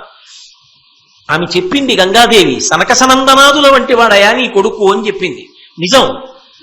ఇదో చూడండి, లోకంలో ఊరిళ్ళేవాడు ఉంటాడు. వాడు సమయం లేకపోతే ఏం చేస్తాడు? భార్యకి చెప్తాడు, ఓ పంచేవే 2 పంచెలు, 2 ఉత్తరీయాలు, 2 లాల్చీలు, ఓ తువ్వాలు, ఇవన్నీ పెట్టులో పెట్టి అని చెప్పి వెళ్ళిపోతాడు. సత్యసేమని చెప్తాడు. ధర్మరాజు గారిని పిలిచి చెప్పాడు, రేపు శరీరం వదిలిపెట్టేస్తున్నా, అంత్యేష్టి సంస్కారం చెయ్యాలి, నాకు చెయ్యాలి కాబట్టి ఇదిగో ఈ వస్తువులు కావాలి, అవన్నీ పట్టుకుని రా అని చెప్పాడు. ధర్మరాజు గారు అవన్నీ బండిలో పట్టుకుని వచ్చాడు. పట్టుకొచ్చిన తర్వాత పిలిచి, ఇవన్నీ పట్టుకొచ్చావా? గొడుగులు, చందనపు కర్రలు, అగ్నిహోత్రము ఇవన్నీ తీసుకొచ్చావా అని అడిగాడు. అడిగి బొటన వేలు దగ్గర నుంచి వెనక్కి లాగాడు ప్రాణాన్ని. లాగుతుంటే ఆయన యొక్క యోగ విద్యకి ఆయన లాగుతున్నప్పుడు ఎముకలు నీరై కరిగిపోయాయి. అంతటి యోగ విద్యా నిపుణుడు. కృష్ణ భగవానుడంతటి వాడు చూస్తూ ఉండగా శిరస్సుని భేదించి బ్రహ్మతేజస్సు ఉత్తమ లోకముల వైపుకి వెళ్ళిపోయింది. అంటే ఇలా బ్రతకగలిగితే అంతటి మహాత్యాగము చేసిన వాడు ఉత్తమ లోకములను పొందగలడు అనడానికి ఏమీ అభ్యంతరం లేదనడానికి భీష్మాచార్యుల వారి యొక్క జీవితమే ప్రమాణము. కాబట్టి ఆయన బ్రహ్మచర్యాన్ని పాటించాడు, సంతానం పొందలేదు కాబట్టి ఆయన ఉత్తమగతులు పొందలేడనేటటువంటి చర్చ సామాన్యులతో పోల్చి చెయ్యడానికి ఎన్నడూ సాధ్యమైన విషయం కానే కాదు. కానీ మహానుభావుడు చేసినటువంటి ప్రతిజ్ఞ అంత గొప్ప ప్రతిజ్ఞ చేశాడు. చేసి తీసుకొచ్చి ఆమెని, ఆ సత్యవతీదేవిని తండ్రికిచ్చి వివాహం చేశాడు. తండ్రికిచ్చి వివాహం చేశాడు. చాలా సంతోషంగా కాలం గడిచిపోతోంది. కాలం గడిచిపోతూ ఉండగా కొంతమంది కుమారులు జన్మించాలి కదా.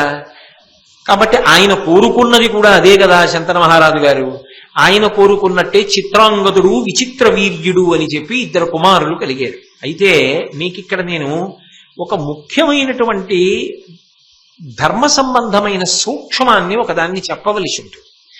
ఏమిటది అంటే, ఇప్పుడు శంతన మహారాజు గారికి సత్యవతీదేవి వలన కలిగినటువంటి సంతానం చిత్రాంగదుడు విచిత్ర వీర్యుడు వీళ్ళిద్దరూ భీష్ముడికి ఏమవుతారు? సోదరులు అవుతారు. ఇప్పుడు చిత్రాంగదుడికి విచిత్ర వీర్యుడికి కొడుకులు పుట్టారనుకోండి, భీష్ముడికి కొడుకులే అవుతారుగా వాళ్ళు.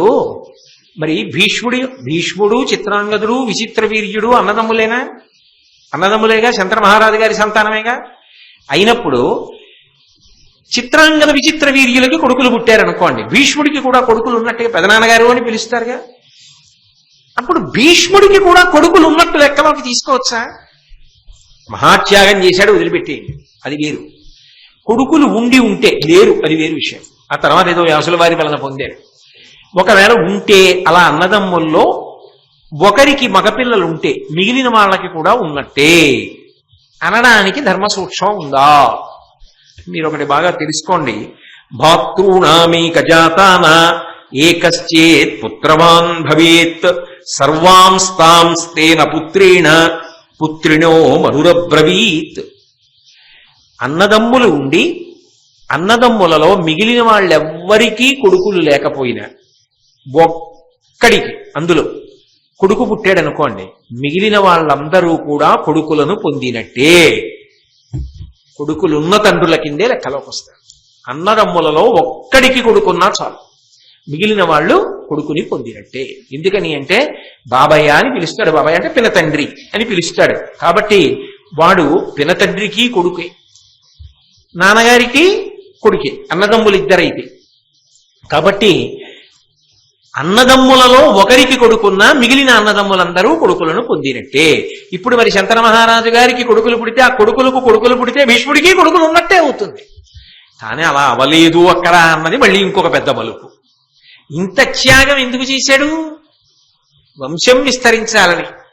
అనేక మంది సోదరులు నీకు ఉండాలిరా అని ఎందుకన్నాడు అసలు ఆయన? ఉదే నీ జీవితం నమ్మకం తక్కువరా, ఎక్కువ మంది సోదరులు ఉంటే వంశం నిలబడుతుందిరా అన్నాడు శంకర మహారాజు గారు. తానొకటి తలచిన దైవం ఒకటి తొలుచు, ఎవరు చెప్పగలరు? అక్కడ ఉంటుంది విచిత్రం అంతా. శంకర మహారాజు గారు ఏం చేశాడు? ఒరే ఎవరు భీష్మిస్తారా, ఇలా ఎవరు ప్రతిజ్ఞ చేస్తారా? నువ్వు కాబట్టి చేశావు, కాబట్టి నీకు నేను వరం ఇస్తున్నాను, స్వచ్ఛంద మరణం. నువ్వు కోరే వరకు నీకు మరణం రాదు. వశిష్ఠ మహర్షి ఏమిచ్చారు? దీర్ఘాయుర్దాయం. దీర్ఘాయుర్దాయం అన్నది అందరూ 100 ఏళ్ళు పెరిగితే 120 అనుకోండి, పోని ఏదో ఉదాహరణకి. కానీ ఇప్పుడు ఈయనేమిచ్చాడు వరం? నువ్వు కోరుకునే వరకు మరణం రాదు. అసలు ఒక్కొక్కసారి ఇలా ఉండడం కన్నా బాబోయ్ అంటారు చూశారు, అప్పుడు అదో వరం అవుతుంటుంది. కానీ భీష్మాచార్యుల వారి జీవితంలో ఆయన కోరుకుంటే కానీ అది రాదు, మృత్యు. కానీ పాపం ఆయన పడిన సుఖం ఏమిటి? మరి ఎందుకంటే ఆ జీవితం గురించి ఇంత గొప్పగా చెప్తారు మీరు అంటే? మీరు ఒకటి గుర్తుపెట్టుకోండి, ఆయన లేని నాడు భారతం పంచమ వేదం కాదు. ఆయన ముఖతహానే రావాలి, సమస్త శాస్త్రములు ప్రబోధంగా రావాలి మళ్ళీ లోకానికి. అందుకే మహాభారతంలో సమస్త ధర్మములు ప్రధానంగా శాంతి పర్వం, అనుశాసనిక పర్వం, ఆ రెండిటిలో చెప్పిన వాడెవరు అంటే భీష్ముడే. భీష్ముడు అంపశయ్య మీద ఉంటే ఎవరు చుట్టూ ఉన్నారో తెలుసా? ఏదో ధర్మరాజు గారు, భీముడు, అర్జునుడు వాళ్ళు ఉంటే వేరు. వేదవ్యాసుడి దగ్గర నుంచి ఋషి మండలం అంతా చుట్టూ కూర్చుంది అంపశయ్య చుట్టూ. నోరు విప్పి ఏం మాట్లాడతాడో వినాలని. అంటే ఎంత సర్వశాస్త్ర పారంగతుడో మీరు అర్థం చేసుకోండి. వ్యాసుడంతటి వాడు పక్కన కూర్చున్నాడంటే, కృష్ణుడంతటి వాడు ధ్యానముద్రలో ఉండిపోయాడు. భీష్ముడు ధ్యానం చేస్తే భీష్ముడితో మమేకం అయిపోయాడు కృష్ణుడు. ఆయన వెళ్ళిపోతే చెప్పేవాడు లేడు, రా వెళ్ళి వినన్నాడు ధర్మరాజు. అంపశయ్య మీద పడుకుని ధర్మాలు చెప్పాడు. అంతటి మహాపురుషుడు. ఆయన లేని నాడు ఈ ధర్మం ఎలా అందుతుంది?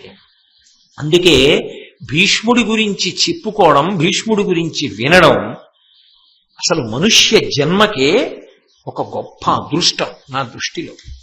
కాబట్టి ఇప్పుడు శంతన మహారాజు గారు సత్యవతీదేవి వివాహం చేసుకున్నాడు, సంతోషంగా కాలం గడుస్తోంది. 2 కుమారులు కలిగారు. ఒక కొడుకు పేరు చిత్రాంగదుడు, వేరొక కొడుకు పేరు విచిత్రవీర్యుడు. ఆయన ఏమనుకున్నాడు? వీళ్ళిద్దరి వలన వంశము వృద్ధిలోకి వస్తుంది, నీ జీవితం అపనమ్మకం రా, సోదరుడు కావాలన్నాడు.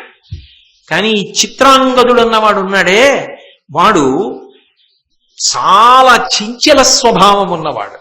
విపరీతమైన అహంకారం ఉన్నవాడు. ఈ రెండు చాలా ప్రమాదకరమైన ధోరణి. అవతల వాడికి ఎంత విద్వత్తు ఉండనివ్వండి, ఎంత పనితనం ఉండనివ్వండి, ఎంత సమర్థుడు కానివ్వండి, వాడు అహంకారగ్రస్తుడైతే, వాడు విపరీతమైన గర్వంతో ఉన్నవాడైతే అత్యంత ప్రమాదకరమైన అంటుడు వ్యాధికి సంబంధించిన ఒక క్రిమి ఒకటి బయలుదేరినట్టే. వాడు అక్కడితో వదలుపెట్టాడు. ఎందుకో తెలుసా? వాడి అహంకారంతో వాడు వ్యవస్థనంతటినీ సర్వనాశనం చేస్తాడు. అందరినీ తృణీకరించి మాట్లాడతాడు వాడు. అది అంటుకుంటుంది అందరికీ. అందున కొత్త వాళ్ళకి తొందరగా అంటుకుంటుంది. పిల్లలకి, చిన్న చిన్న పిల్లలకి, పరిపక్వత లేని వాళ్ళకి ఇలాగే ఉండాలి, ఇలా ఉందనుకుంటాడు. అప్పుడు ఏమవుతుందంటే మొత్తం వ్యవస్థ కుళ్ళిపోతుంది. అందుకే అహంకారము పరమ ప్రమాదకరము. దానికి తోడు చంచలత్వం కలిసిందనుకోండి. చంచలత్వం అంటే ఏంటో తెలుసా? ఇవాళ ఓటి నచ్చుతుంది, రేపు ఓటి నచ్చుతుంది. పోనీ ఇది నచ్చింది చేస్తాడని మీకేం నమ్మకం ఉండదు వాడికి. ఇవాళ ఇది, రేపు అది. వాడికి నచ్చింది వాడికి ఏ కారణం చేతనైనా లభించలేదనుకోండి, వాడి అహంకారం పైకి లేస్తుంది, వాడు వ్యవస్థను నాశనం చేస్తాడు. వాడు రాజు అయినా సరే రాజ్యానికి అంతటికీ బరువు. ఇప్పుడు ఎవరికి తలపోటు? వీడిని చూసి. భీష్ముడికి తలకాయపోటు. విచిత్రవీర్యుడు. విచిత్రవీర్యుడికి భోగలాలస, ఎప్పుడు భోగాలు భోగాలు భోగాలు. శంతన మహారాజు గారు అదృష్టవంతుడు, 2 కుమారుల్ని కన్నాడు. తను త్యాగం చేసేశాడు. ఆయన ఉత్తమ లోకాలకి వెళ్ళిపోయాడు. మహాభీషుడుగా శంతనుడుగా వచ్చినవాడు వెళ్ళిపోయాడు. పాపం భీష్ముడి భుజస్కంధాల మీద పడింది. మరి పెద్ద కుమారుడు ఎవరు? చిత్రాంగదుడు. వాడు చంచల స్వభావం ఉన్నవాడు, అహంకారి. కానీ తానేమని ప్రతిజ్ఞ చేశాడు? సత్యవతీదేవికి కలిగినటువంటి సంతానంలో పెద్దవాడికి పట్టాభిషేకం చేస్తాను, నేను రాజ్యం తీసుకోనని కదా చేశాడు. అందుకే చిత్రాంగదుడికే పట్టాభిషేకం చేశాడు. ధర్మం మన వైపు ఉంటుంది. అవతలవాడు అలాంటివాడు కాబట్టి నేను ధర్మం తప్పానండి అనడానికి వీల్లేదు. ధర్మం ఎప్పుడూ మన వైపు నుంచి ఉంటుంది కాబట్టి మన ధర్మం మనం అనుష్ఠించాలి. భీష్ముడు ధర్మాత్ముడుగా నిలబడిపోయాడు. తానన్న మాటకి కట్టుబడి పట్టాభిషేకం చేశాడు. కానీ చంచల స్వభావం ఉన్నవాడు కదా, ఎప్పుడు ఏం చేస్తాడో ఎవరికీ తెలియదు. అసలు ఇంకా వివాహం అవ్వలేదు, సంతానాన్ని పొందలేదు చిత్రాంగదుడు. కానీ ఆయన చిత్రాంగదుడి పేరున్నటువంటి ఒక గంధర్వరాజుతో యుద్ధానికి వెళ్ళాడు. ఆ రోజుల్లో అదొక విచిత్రం. ఈ పేరు నీకన్నా ఉండాలి, నాకన్నా ఉండాలి. ఇద్దరికీ ఉండడం ఏంటి? ఎవరో ఒకళ్లే ఉండాలి. అంటే ఆ పొగరుబోతుతనానికి అర్థం ఉండదు. అన్నిటికన్నా విచిత్రం ఏంటంటేనండి, ఆ పొగరున్నవాడు ఉంటాడే, వాడు దెబ్బలాడ్డానికి, వాడు సర్వనాశనం చేయడానికి కారణాలు ఉండవు. అసలు వాడి స్వభావమే కారణం. ఏదైనా భరించచ్చేమో కానండి, అది చాలా కష్టం సుమా. ఎందుకో తెలుసా? మీ ముందు 1000 శతఘ్నుల్ని మోహరించిన మీరు మిమ్మల్ని రక్షించుకోగలరేమో, మీ కోటని కాపాడుకోగలరేమో. ఒక్క అహంకారి చేరితే 1000 శతఘ్నుల కన్నా ప్రమాదకారి. ఎప్పుడో అప్పుడు కోట బదలగొడతాడు, వాడు పాడు చేసేస్తాడు. వాడిని నిగ్రహించడం అంత కష్టం, దానికి చంచల స్వభావం కలిస్తే అంత ప్రమాదం. కాబట్టే వేరొక చిత్రాంగదుడి మీదకి యుద్ధానికి వెళ్ళాడు. ఆ చిత్రాంగదుడు ఈ చిత్రాంగదుడు హిరణ్వతీ నదీ తీరంలో యుద్ధం చేశారు. ఆ గంధర్వరాజు చాలా మాయలు తెలిసినవాడు. ఆయన అనేక రూపాలు పొంది యుద్ధం చేసి ఈ చిత్రాంగదుడిని చంపేశాడు. ఏమైంది అహంకారం? ముందు వెనకాల ఏమైనా ఆలోచించనిచ్చిందా? అరే మహానుభావుడు, అక్కడ భీష్ముడు ఎంత ప్రతిజ్ఞ చేశాడు, ఎంత త్యాగం చేశాడు, ఎందుకు ఈ పిచ్చి, ఏమిటి ఈ చంచల స్వభావం, ఏమిటి అహంకారం, అసలు ఇలా ప్రవర్తించచ్చా మనం? ఏమైనా ఆలోచన ఉందా? ఆయనకి తృప్తి అంతే. నేను ఇలా ఉన్నానా లేదా, నేను ఎవరిని లెక్క పెట్టకుండా ఉన్నానా లేదా, అది ఆయనకి గర్వం అంతే. కానీ అది ఏం చేసింది ఆఖరికి? వాడు ఎప్పుడోప్పుడు పడిపోతాడు. కాబట్టి ఏమయ్యాడు అంటే అసలు పెళ్ళే చేసుకోలేదు, ఇంకా సంతానాన్ని పొందల. పెద్దవాడు చిత్రాంగదుడు మరణించాడు. పోనీ చిత్రాంగదుడు మరణించాడు, ఇంకా మిగిలిన వాడేవాడు? విచిత్ర వీర్యుడు మిగిలాడు. కాబట్టి ఆ విచిత్ర వీర్యుడికి పట్టాభిషేకం చేశాడు. ఇప్పుడు విచిత్ర వీర్యుడు రాజయ్యాడు. కానీ భీష్ముడి మనసులో భీష్ముడికి ఒక భయం ఉంటుందా, ఉండదా? ఇప్పుడు మళ్ళీ అటు తిరిగి ఇటు తిరిగి వంశాంకురం ఎంతమంది అయ్యారు? ఒకడే అయ్యాడు. ఇటువైపు నుంచి తిరిగి కథ ఎక్కడికి వచ్చింది? ఏది తప్పించారో అక్కడికే వచ్చింది. అది భీష్ముడి జీవితంలో మలుపులు. ఇవన్నీ ఎవరు? ఏ సుఖపడిన వాడు, ఇంత దిద్దుకుని పెద్దరికాన్ని భుజాల మీద వేసుకుని మోస్తున్నవాడు, మహానుభావుడు, అంత ధర్మనిష్ఠాతత్పరుడు. ఆయనే లేకపోతే ఎక్కడుంది ఈ వంశం? అసలు ఎక్కడుంది ఈ భారతం? ఎక్కడుంది కురుక్షేత్రం? ఎక్కడుంది ధర్మ సంస్థాపన? ఆయన ఉన్నాడు కాబట్టి నడిచింది కథ. కాబట్టి విచిత్ర వీర్యుడికి పట్టాభిషేకం చేశాడు. ఆయన త్వర ఆయనది, వంశం వృద్ధిలోకి రావాలి కాబట్టి విచిత్ర వీర్యుడికి పెళ్లి చెయ్యాలి. విచిత్ర వీర్యుడికి పెళ్లి చేస్తే ఆయన సంతానాన్ని పొందితే అమ్మయ్య వంశం నిలబడింది అని సంతోషించాలి. కాబట్టి ఉత్తమమైనటువంటి కన్యలు లభించాలి కదా. అందుకని ఆ ఉత్తమమైన కన్యలను తీసుకురావాలి అని ప్రయత్నం చేస్తున్నాడు. ఈలోగా కాశీరాజు గారికి 3 కుమార్తెలు, అంబ, అంబిక, అంబాలిక. ఈ 3కి స్వయంవరం ప్రకటించాడు ఆయన. స్వయంవరం అంటే అదొక పద్ధతి. రాజులందరూ వచ్చి కూర్చుంటే ఈ 3 పిల్లలు వాళ్ళకి నచ్చిన వాళ్ళ మెళ్ళలో వరమాల వేస్తారు. వాళ్ళు ఎవరి మెళ్ళలో వరమాల వేశారో ఆ వ్యక్తి ఆమెకు భర్త అవుతాడు. కాబట్టి స్వయంవరం ప్రకటించాడు. భీష్ముడు బయలుదేరాడు స్వయంవరానికి. అప్పుడు మిగిలిన రాజులందరూ ఏమంటారు? పెళ్లి చేసుకోనని ప్రతిజ్ఞ చేశాడు కదా, భీష్ముడు ఎందుకు వస్తున్నాడు? భీష్ముడికి స్వయంవరం ఎందుకు? ఈ మాట అనిపించుకోవడం ఎంత బాధగా ఉంటుందండి ఆయనకి. ఆయన యవ్వనంలో ఉన్నవాడే, అంత ఏం ముసిలివాడైపోయినవాడు కాడు. కానీ ఆయన ఎటు కదిలినా లోకాలకు అనుమానమే. ఆయనకి ఎందుకండి స్వయంవరం? ఆయన వస్తున్నాడేంటి అని అందరికీ అనుమానం. ఆయన రాణి వచ్చాడు స్వయంవరానికి. ఈ అంబ, అంబిక, అంబాలిక 3 వరమాలలు పట్టుకుని వచ్చారు. ఆయన ఏం చేశాడంటే 3ని రథం ఎక్కమన్నాడు.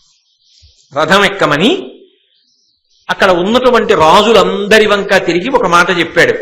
నా యనుజునకు వివాహము చేయగా కన్యాత్రయంబు చేకొని బలిమిన్ పోయదా అడ్డంబగువా రాయత భుజశక్తి అడ్డమగు అజిమోనన్ అన్నాడు. నేను ఈ 3 పిల్లల్ని కూడా నా సోదరుడైనటువంటి విచిత్ర వీర్యుడికి ఇచ్చి పెళ్లి చేయడానికి తీసుకెళ్లిపోతున్నాను. మీలో ఎవరైనా నన్ను అడ్డగించగలిగిన సమర్థులుంటే నాతో యుద్ధం చేసి ఆపవచ్చు. ఇలా తీసుకెళ్లొచ్చా అని మళ్ళీ మీరు అనుమానపడతారేమో. నేనే చెప్తున్నా, ధర్మశాస్త్రం. క్షత్రియులకు 8 వివాహములలో 2 వివాహములు ప్రఖ్యాతములు. అందులో ఒకటిది గాంధర్వ వివాహం, ఒకటి రాక్షస వివాహం. ఈ 2 వివాహాలు క్షత్రియులకు ప్రత్యేకించి చాలా శ్రేష్టములు. కాబట్టి నేను ఇప్పుడు వీళ్ళని రాక్షస వివాహం చేయడానికి ఈ పిల్లల్ని మిమ్మల్ని అందరినీ గెలిచి తీసుకుపోతున్నాను. మీరెవరైనా నాతో యుద్ధం చేస్తే అడ్డి యుద్ధం చేయొచ్చు. అంబ, అంబిక, అంబాలిక 3ని రథంలో కూర్చోబెట్టాడు. బాగా వినండి, కథంతా అనేక మలుపులు దీని నుంచే తిరుగుతుంది. తర్వాత వినకపోతే ఏమవుతుందిలే అనుకోకండి. ఏదో ఒక రోజున ఎవరినో పిలిచి మళ్ళీ మొదటి నుంచి చెప్పమంట భీష్ముడి కథ అంతా.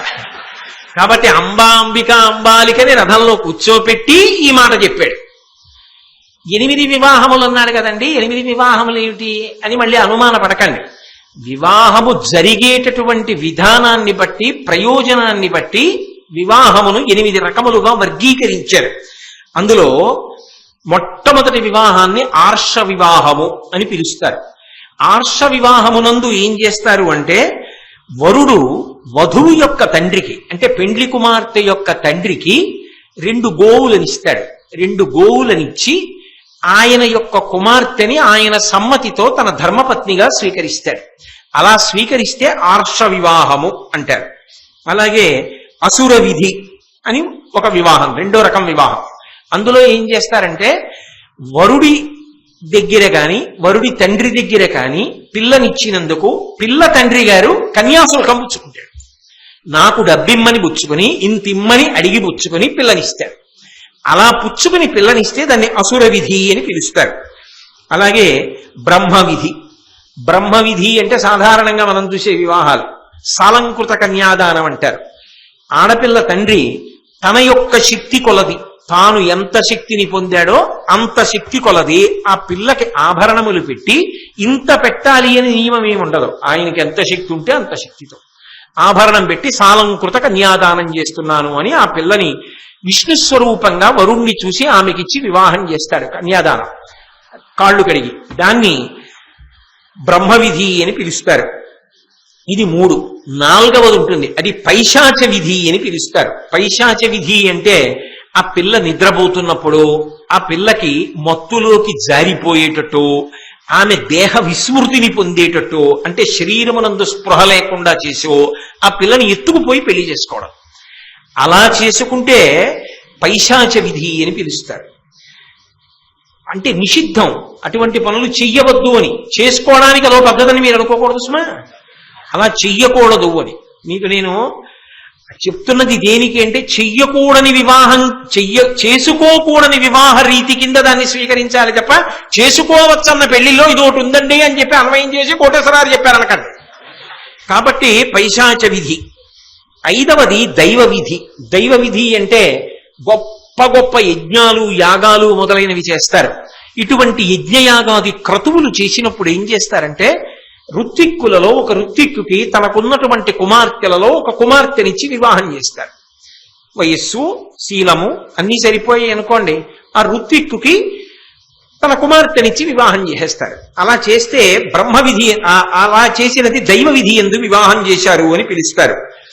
6వది గాంధర్వ విధి. ఇది మాట్లాడుతున్నాడు భీష్ముడు. గాంధర్వ విధి రాక్షస విధి రెండు మాట్లాడుతున్నాడు. గాంధర్వ విధి అంటే ఇక పెద్దల యొక్క మాటలతో ఏమీ సంబంధం ఉండదు, కానీ మాటకి కట్టుబడగలిగినటువంటి ప్రజ్ఞాశాలురై సాధారణంగా క్షత్రియులు ఏం చేస్తారంటే ఉత్తమ వంశ సంజాత ఈమె నాకు తగినది అనుకున్నప్పుడు ఆ పరిణతి కలిగిన వాళ్ళైన వాళ్ళు కనుక ఒండరులు ఒకరి సమ్మతి ఒకరు తెలియచేసుకుని అప్పటికప్పుడే వాళ్ళిద్దరూ పాణిగ్రహణం చేసి వివాహం చేసుకుంటారు. ఇక పైన పెద్దల యొక్క సమ్మతితో సంబంధం లేకుండా చేసుకుంటూ ఉంటారు. ఇది సాధారణంగా మీకు కావ్యములలో పురాణములలో అక్కడక్కడ కనపడుతుంటుంది. క్షత్రియులు చేసుకునే వివాహాల్లో ఇదొకటి. ఇది ప్రఖ్యాతంగా మీకు శకుంతల కణ్వుడు భారతంలోనే ఉంది కథ. అటువంటి స్థితిలో చేసుకున్నటువంటి వివాహాన్ని గాంధర్వ విధి అని పిలుస్తారు. అది 6వది. ఇక 7వది ఉంటుంది. ఆ 7వ రకమైనటువంటి వివాహాన్ని ప్రాజాపత్యము అని పిలుస్తారు. ఈ ప్రాజాపత్య విధి యందు వరుడి యొక్క తండ్రి వధువు యొక్క తండ్రికి కానీ వధువు యొక్క తండ్రి వరుడి యొక్క తండ్రికి కానీ కానుకలు ఇవ్వడం ఇటువంటివేమి ఉండవు. కేవలముగా ధర్మాచరణ నిమిత్తం ఆమెని పత్నిగా స్వీకరిస్తారు. ధర్మాచరణము కొరకు పత్నిగా వరుడు స్వీకరించేటటువంటి వివాహ క్రతువునకు ప్రాజాపత్య విధి అని పేరు. అలాగే ఆయన మాట్లాడినటువంటి దాంట్లో 8వ వివాహం అది రాక్షస విధి. రాక్షస విధి అన్న దానికి అర్థం ఏమిటంటే క్షత్రియులు చాలా గొప్ప వీరాధి వీరులైనటువంటి వాళ్ళు స్వయంవరాది క్రతువులు జరుగుతున్నప్పుడు వాళ్ళందరినీ గెలిచి పిల్లని తమదిగా స్వీకరిస్తారు. అంత మహావీరులైతే స్వీకరిస్తారు. తాము స్వీకరించవచ్చు, తమ అన్నదమ్ములకు ఆ పిల్లని భార్యగా చేయవచ్చు. అందులో స్త్రీ స్వాతంత్ర్యం కొంత తక్కువగా ఉన్న మాట కనపడుతున్న మాట యథార్థమే. కానీ అది పక్కన ధర్మంతో మాత్రం పూర్ణ ఉంటుంది ఇంకొక రకంగా. మీరు అది పక్కన చూద్దురు గాని. కాబట్టి ఈ 8 రకాలైనటువంటి విధానాల్లో గాంధర్వము రాక్షసము ఈ 2 క్షత్రియులకు ఉత్తమమైనటువంటి వివాహములు. కాబట్టి నేను రాక్షస విధిలో ఈ 3 పిల్లల్ని కూడా నా తమ్ముడైన విచిత్ర వీర్యుడికిచ్చి పెళ్లి చేయడానికి తీసుకెడుతున్నాను. ఆయన ఆశ ఏమిటి? కాశీరాజు గారి కూతుళ్ళు అదో విచిత్రం. లోకంలో ఏ రాజ్యాన్ని పరిపాలించినా రాజుగారికి పేరు చెప్తారు. కాశీ రాజ్యాన్ని పరిపాలిస్తే ఇంకా పేరు చెప్పరు. కాశీ రాజ్యాన్ని పాలించడమే గొప్ప, ఇంకా మళ్ళీ నీ పేరు ఎందుకని కాశీరాజు గారు అంటారు. అంతే, అదో గౌరవం అంతే. కాబట్టి కాశీరాజు గారి కుమార్తెలే అన్నారు అంబా, అంబిక, అంబాలికల్ని. ఈ 3 నేను తీసుకెళ్లి విచిత్ర వీర్యుడికి ఇచ్చి పెళ్లి చేస్తా. 3 భార్యలుంటే ఎక్కువ మంది సంతానం పుడతారని పాపం భీష్ముడు అనుకున్నాడు. అనుకుని 3 తీసుకెళ్లి ఆయన ఆ క్షత్రియులందరినీ పిలిస్తే వాళ్ళందరూ కలిసి భీష్ముడి మీద యుద్ధానికి వచ్చారు. ఇంతమంది కలిసి భీష్ముడి మీదకి యుద్ధానికి వచ్చినా కూడా ఆయన ఎంత మాత్రము వెనుతీయక వాళ్లతో యుద్ధం చేసి వాళ్ళందరినీ ఓడించి ఈ 3 తీసుకుని ఆ హస్తినాపురానికి చేరుకుని ఆ విచిత్ర వీర్యుడికిచ్చి 3 వివాహం చెయ్యాలి అని అనుకున్నాడు. అనుకుని అన్ని ఏర్పాట్లు చేస్తున్న సమయంలో బాగా జ్ఞాపకం పెట్టుకోవాలి మీరు ఈ మలుపు మాత్రం. ఎందుకంటే ఈ ఒక్క మలుపు మీద తర్వాత ప్రసంగం జరిగే విధానం భీష్ముడి జీవితంలో ఒక పెద్ద ప్రశ్న ఉత్పన్నమవుతుంది. అందుకే మీరు ఈ మలుపుని అతి జాగ్రత్తగా జ్ఞాపకం పెట్టుకోవాలి. 3 తన తమ్ముడు విచిత్ర వీర్యుడికిచ్చి వివాహం చేద్దాం అనుకుంటూ ఉండగా అంబ వచ్చింది భీష్ముడి దగ్గరికి. వచ్చి ఒక మాట అంది. పరగనన్ను సాల్వపతి వరించిన తండ్రి చేత పూర్వదత్తనైతి అమ్మహీషునకు నయంబున నెయ్యది ధర్ము విరిగి దాని తలపుమిప్పుడు. ఆవిడంది, ఓ భీష్మ, ఇత పూర్వమే సాల్వరాజ్యాన్ని పరిపాలిస్తున్నటువంటి సాల్వుడు నన్ను వివాహం చేసుకోవాలి అని కోరుకున్నాడు. ఆ మాట మా తండ్రి గారికి తెలుసు. మా తండ్రి గారు నన్ను అతనికిచ్చి వివాహం చేస్తానని చెప్పి సాల్వభూపతికి మాట కూడా ఇచ్చేశారు. అతను కూడా నన్ను భార్యగానే చూస్తున్నాడు. కేవలం ఏదో స్వయంవరంలో నేను ఆయన మెడలో దండేయడమే మిగిలిందంతే. మేమిద్దరం మానసికంగా భార్యాభర్తలు. ఆయన నన్ను కోరుకున్నాడు, నేను ఆయన్ని కోరుకున్నాను. పైగా మా తండ్రి గారు అంగీకరించారు. మా తండ్రి గారు ఈమెను నీకు ఇచ్చి పెళ్లి చేస్తానని చెప్పాడు. అందుకే ఆయన చెప్తోంది, తండ్రి చేత పూర్వదత్తన ఇతి అమ్మహీషునకు. మా తండ్రి గారు ఇతపూర్వమే నిజానికి నన్ను ఇచ్చేశారు ఆయనకి భార్యగా. కాబట్టి నయంబున ఎయ్యిది ధర్ము విరిగి. ఇప్పుడు ఏది ధర్మమో నువ్వు ఆలోచించు. మా తండ్రి నన్ను ఎవరికి ఇచ్చాడు? సాల్వుడికి ఇచ్చాడు. నేను మానసికంగా ఆయన భార్యని, అతను నాకు మానసికంగా భర్త. మా తండ్రి దృష్టిలో ఆయనే అల్లుడు. నీ దృష్టిలో నేను విచిత్ర వీర్యుడికి భార్యనవ్వాలి. అంబిక అంబాలికతో ఈ గొడవ లేదు. వాళ్ళకి ఇలా ఏం గొడవలు లేవు. మనసులో ఇవ్వడాలు పుచ్చుకోవడాలు అల్లర్లు వాళ్ళకేం లేవు. వాళ్ళ మనసులో వాళ్ళ దగ్గరే ఉన్నాయి. లేనిది ఎవరిది అంటే అంబది. కాబట్టి ఏది ధర్మమో అది నువ్వు చెయ్యి. పోనీ నాకు ఇది చెయ్యని అడిగిందా? నాకు సాల్వుడిని ఇచ్చి పెళ్లి చేయందా? నన్ను పుట్టింటికి పంపించేయందా? నాకు విచిత్ర వీర్యుడిని ఇచ్చి చెయ్యందా? తెచ్చావు కాబట్టి నువ్వు చేసుకోందా? ఏమీ చెప్పాల. ఏది ధర్మమో అది చెయ్యి. అంటే ఇప్పుడు పెద్దరికాన్ని ఎవరికి కట్టబెట్టింది? కట్టబెట్టిందా? ఆయన ఏం చేశాడు? ధర్మాన్నే ఆలోచించాడు. ఆలోచించి ఈమె మనసు ఇతపూర్వమే వేరొక పురుషుడికి ఇచ్చేసింది. మానసికంగా ఈమె ఆయనకు భార్య. ఇది ఈమె తండ్రి కూడా అంగీకరించిన విషయం. ఈమె తండ్రి చేత అంగీకరింపబడి ఈమె అతనికి నేను భార్యని అని మనస్సులో కొంతకాలము భావన చేసిన తరువాత, ఈమె నా భార్య అని ఆ పురుషుడు భావన చేసిన తరువాత, ఈమెని గెలిచి తెచ్చాను అన్న కారణం చేత తమ్ముడికిచ్చి ఎలా వివాహం చేస్తాను? దోషం అవుతుంది కదా. ఈమె మానసికంగా భార్య, క్రతువు జరిగిందా లేదా వదిలిపెట్టింది. ఈమెను ఎలా ఇచ్చి పెళ్లి చేస్తాను? వెంటనే విప్రుల్ని సంప్రదించాడు. సంప్రదించి ఇలా చెయ్యకూడదు, తప్పు, ఆ పిల్ల మనసు ఇక్కడ లేదు అని కొంతమంది వృద్ధ స్త్రీలని పిలిచాడు. పిలిచి విప్రులను తోడిచ్చి ఆ అంబని సాల్వభూపతి దగ్గరికి పరమ గౌరవంతో పంపించేశాడు. నాకు తెలియదు ఈ విషయం. మరి సాల్వుడు ఏం చేస్తున్నాడండి? రావాలి కదా, స్వయంవరానికి రావాలి కదా, మెళ్ళో దండన్నా వెయ్యాలా అంబ? అప్పుడు కదా వివాహం. మరి రావాలి కదా అక్కడికి. వచ్చాడు. మరి వచ్చిన వాడు ఏం చేస్తున్నాడు? భీష్ముడు ఎత్తుకుపోతుంటే మిగిలిన వాళ్ళందరూ గెలుస్తారు కదా అని చూశాడు. వాళ్ళందరూ ఓడిపోయాక తాను వెళ్ళాడు యుద్ధానికి. భీష్ముడిని నిలు నీతో యుద్ధం చేస్తానని యుద్ధం చేశాడు. భీష్ముడి ముందు ఎవరు నిలబడతారు? ఇతపూర్వమే చెప్పాడు కదా దశరాజు, బ్రహ్మ విష్ణు మహేశ్వరులైనా నిలబడలేడు. అందుకే ఓడిపోయాడు సాల్వుడు. ఓడిపోయిన తరువాత భీష్ముడికి ఏం తెలుసు? ఆ సాల్వుడు అంబని భార్యని చేసుకున్నాడు ఇతపూర్వమే మానసికంగా అన్న విషయం భీష్ముడికి తెలుసా? పోనీ రథంలో అంబ చెప్పిందా? వాళ్ళ నాన్న చెప్పాడా? ఎవరూ చెప్పకుండా ఆయనకి ఎలా తెలుస్తుందో ఆయన తీసుకొచ్చాడు హస్తినాపురానికి. అప్పుడు చెప్పింది ఆవిడ. చెప్పాక ఏం చేశాడు? పరమ గౌరవంగా సాల్వుడి దగ్గరికి పంపించేశాడు. నువ్వు వెళ్ళిపో, ఆయన్నే చేసుకో, నువ్వు సంతోషంగా ఉండమ్మా, మనసు లేని నిన్ను నా తమ్ముడికి ఇచ్చి పెళ్లి చెయ్యను అని పంపారు. పంపించేసి ఈ అంబిక అంబాలిక అన్యమైన మాట చెప్పలేదు. చెప్పకుండా విచిత్ర వీర్యుడిని వివాహం చేసుకోవడానికి సిద్ధపడ్డారు కనుక ఆయన ఏం చేశాడు? భీష్ముడు రాక్షస వివాహంగా అంత కష్టపడి గెలిచి తెచ్చిన పిల్లలు, వంశం వృద్ధిలోకి వస్తుంది, వీళ్ళకి పిల్లలు పుడతారని ఎంతో ఆనందంతో ఆకాశం అంతా పందిరి భూదేవంతా పీట వేసి ఈ ఇద్దరిని విచిత్ర వీర్యుడికిచ్చి అద్భుతంగా వివాహం చేశాడు. చక్కగా వాళ్ళు సంతోషంగా ఉన్నారు. అలా ఉండనివ్వండి, వాళ్ళ రాత్రికి కనీసం మంగళప్రదంగా ఓ కళ్యాణం జరిగింది అన్న దగ్గర ఆగితే అంబ ఏం చేసింది అన్నది నిజానికి ఇక్కడ రాదు. భారతంలో ఆదిపర్వం అయిపోవాలి, సభాపర్వం అయిపోవాలి, చాలా దూరం వెళ్ళిపోయిన తర్వాత ఒక చోట భీష్ముడు చెప్పాడు ఉద్యోగ పర్వంలో. కానీ ఈ మలుపుని నేను చాలా కాలం ఆపేశాను అనుకోండి, మీకు ఈ కథా సంవిధానంలో భీష్ముడి జీవితంలో తిరిగిన మలుపుని అర్థం చేసుకోవడం కొంత కష్టం అవుతుంది. అందుకే మీ ప్రయోజనాన్ని అపేక్షించి నేనేం చేస్తానంటే, పైగా రేపటి రోజు తిథిరీత్యా కూడా చాలా గొప్పది.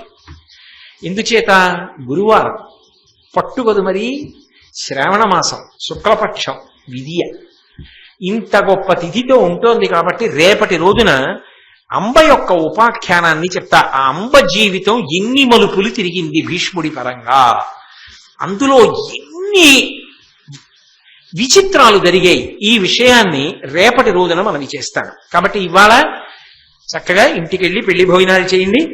అక్కడతో కార్యక్రమాన్ని, కథాక్రమాన్ని పరిసమాప్తం చేస్తున్నాను. మంగళాశాసన పరై పదాచార్య పురోగమై సర్వైశ్చ పూర్వైరాచార్యై సత్కృతాయాస్తు మంగళం. మంగళం కోసలేంద్రాయ మహనీయ గుణాత్మనే చక్రవర్తి తనూజాయ సర్వభౌమాయ మంగళం. కాంతాయ కాంతాయ కామితార్థప్రదాయినే శ్రీగిరీశాయ దేవాయ బలినాథాయ మంగళం. సర్వం శ్రీ ఉమామహేశ్వర పరబ్రహ్మార్పణమస్తు. స్వస్తి.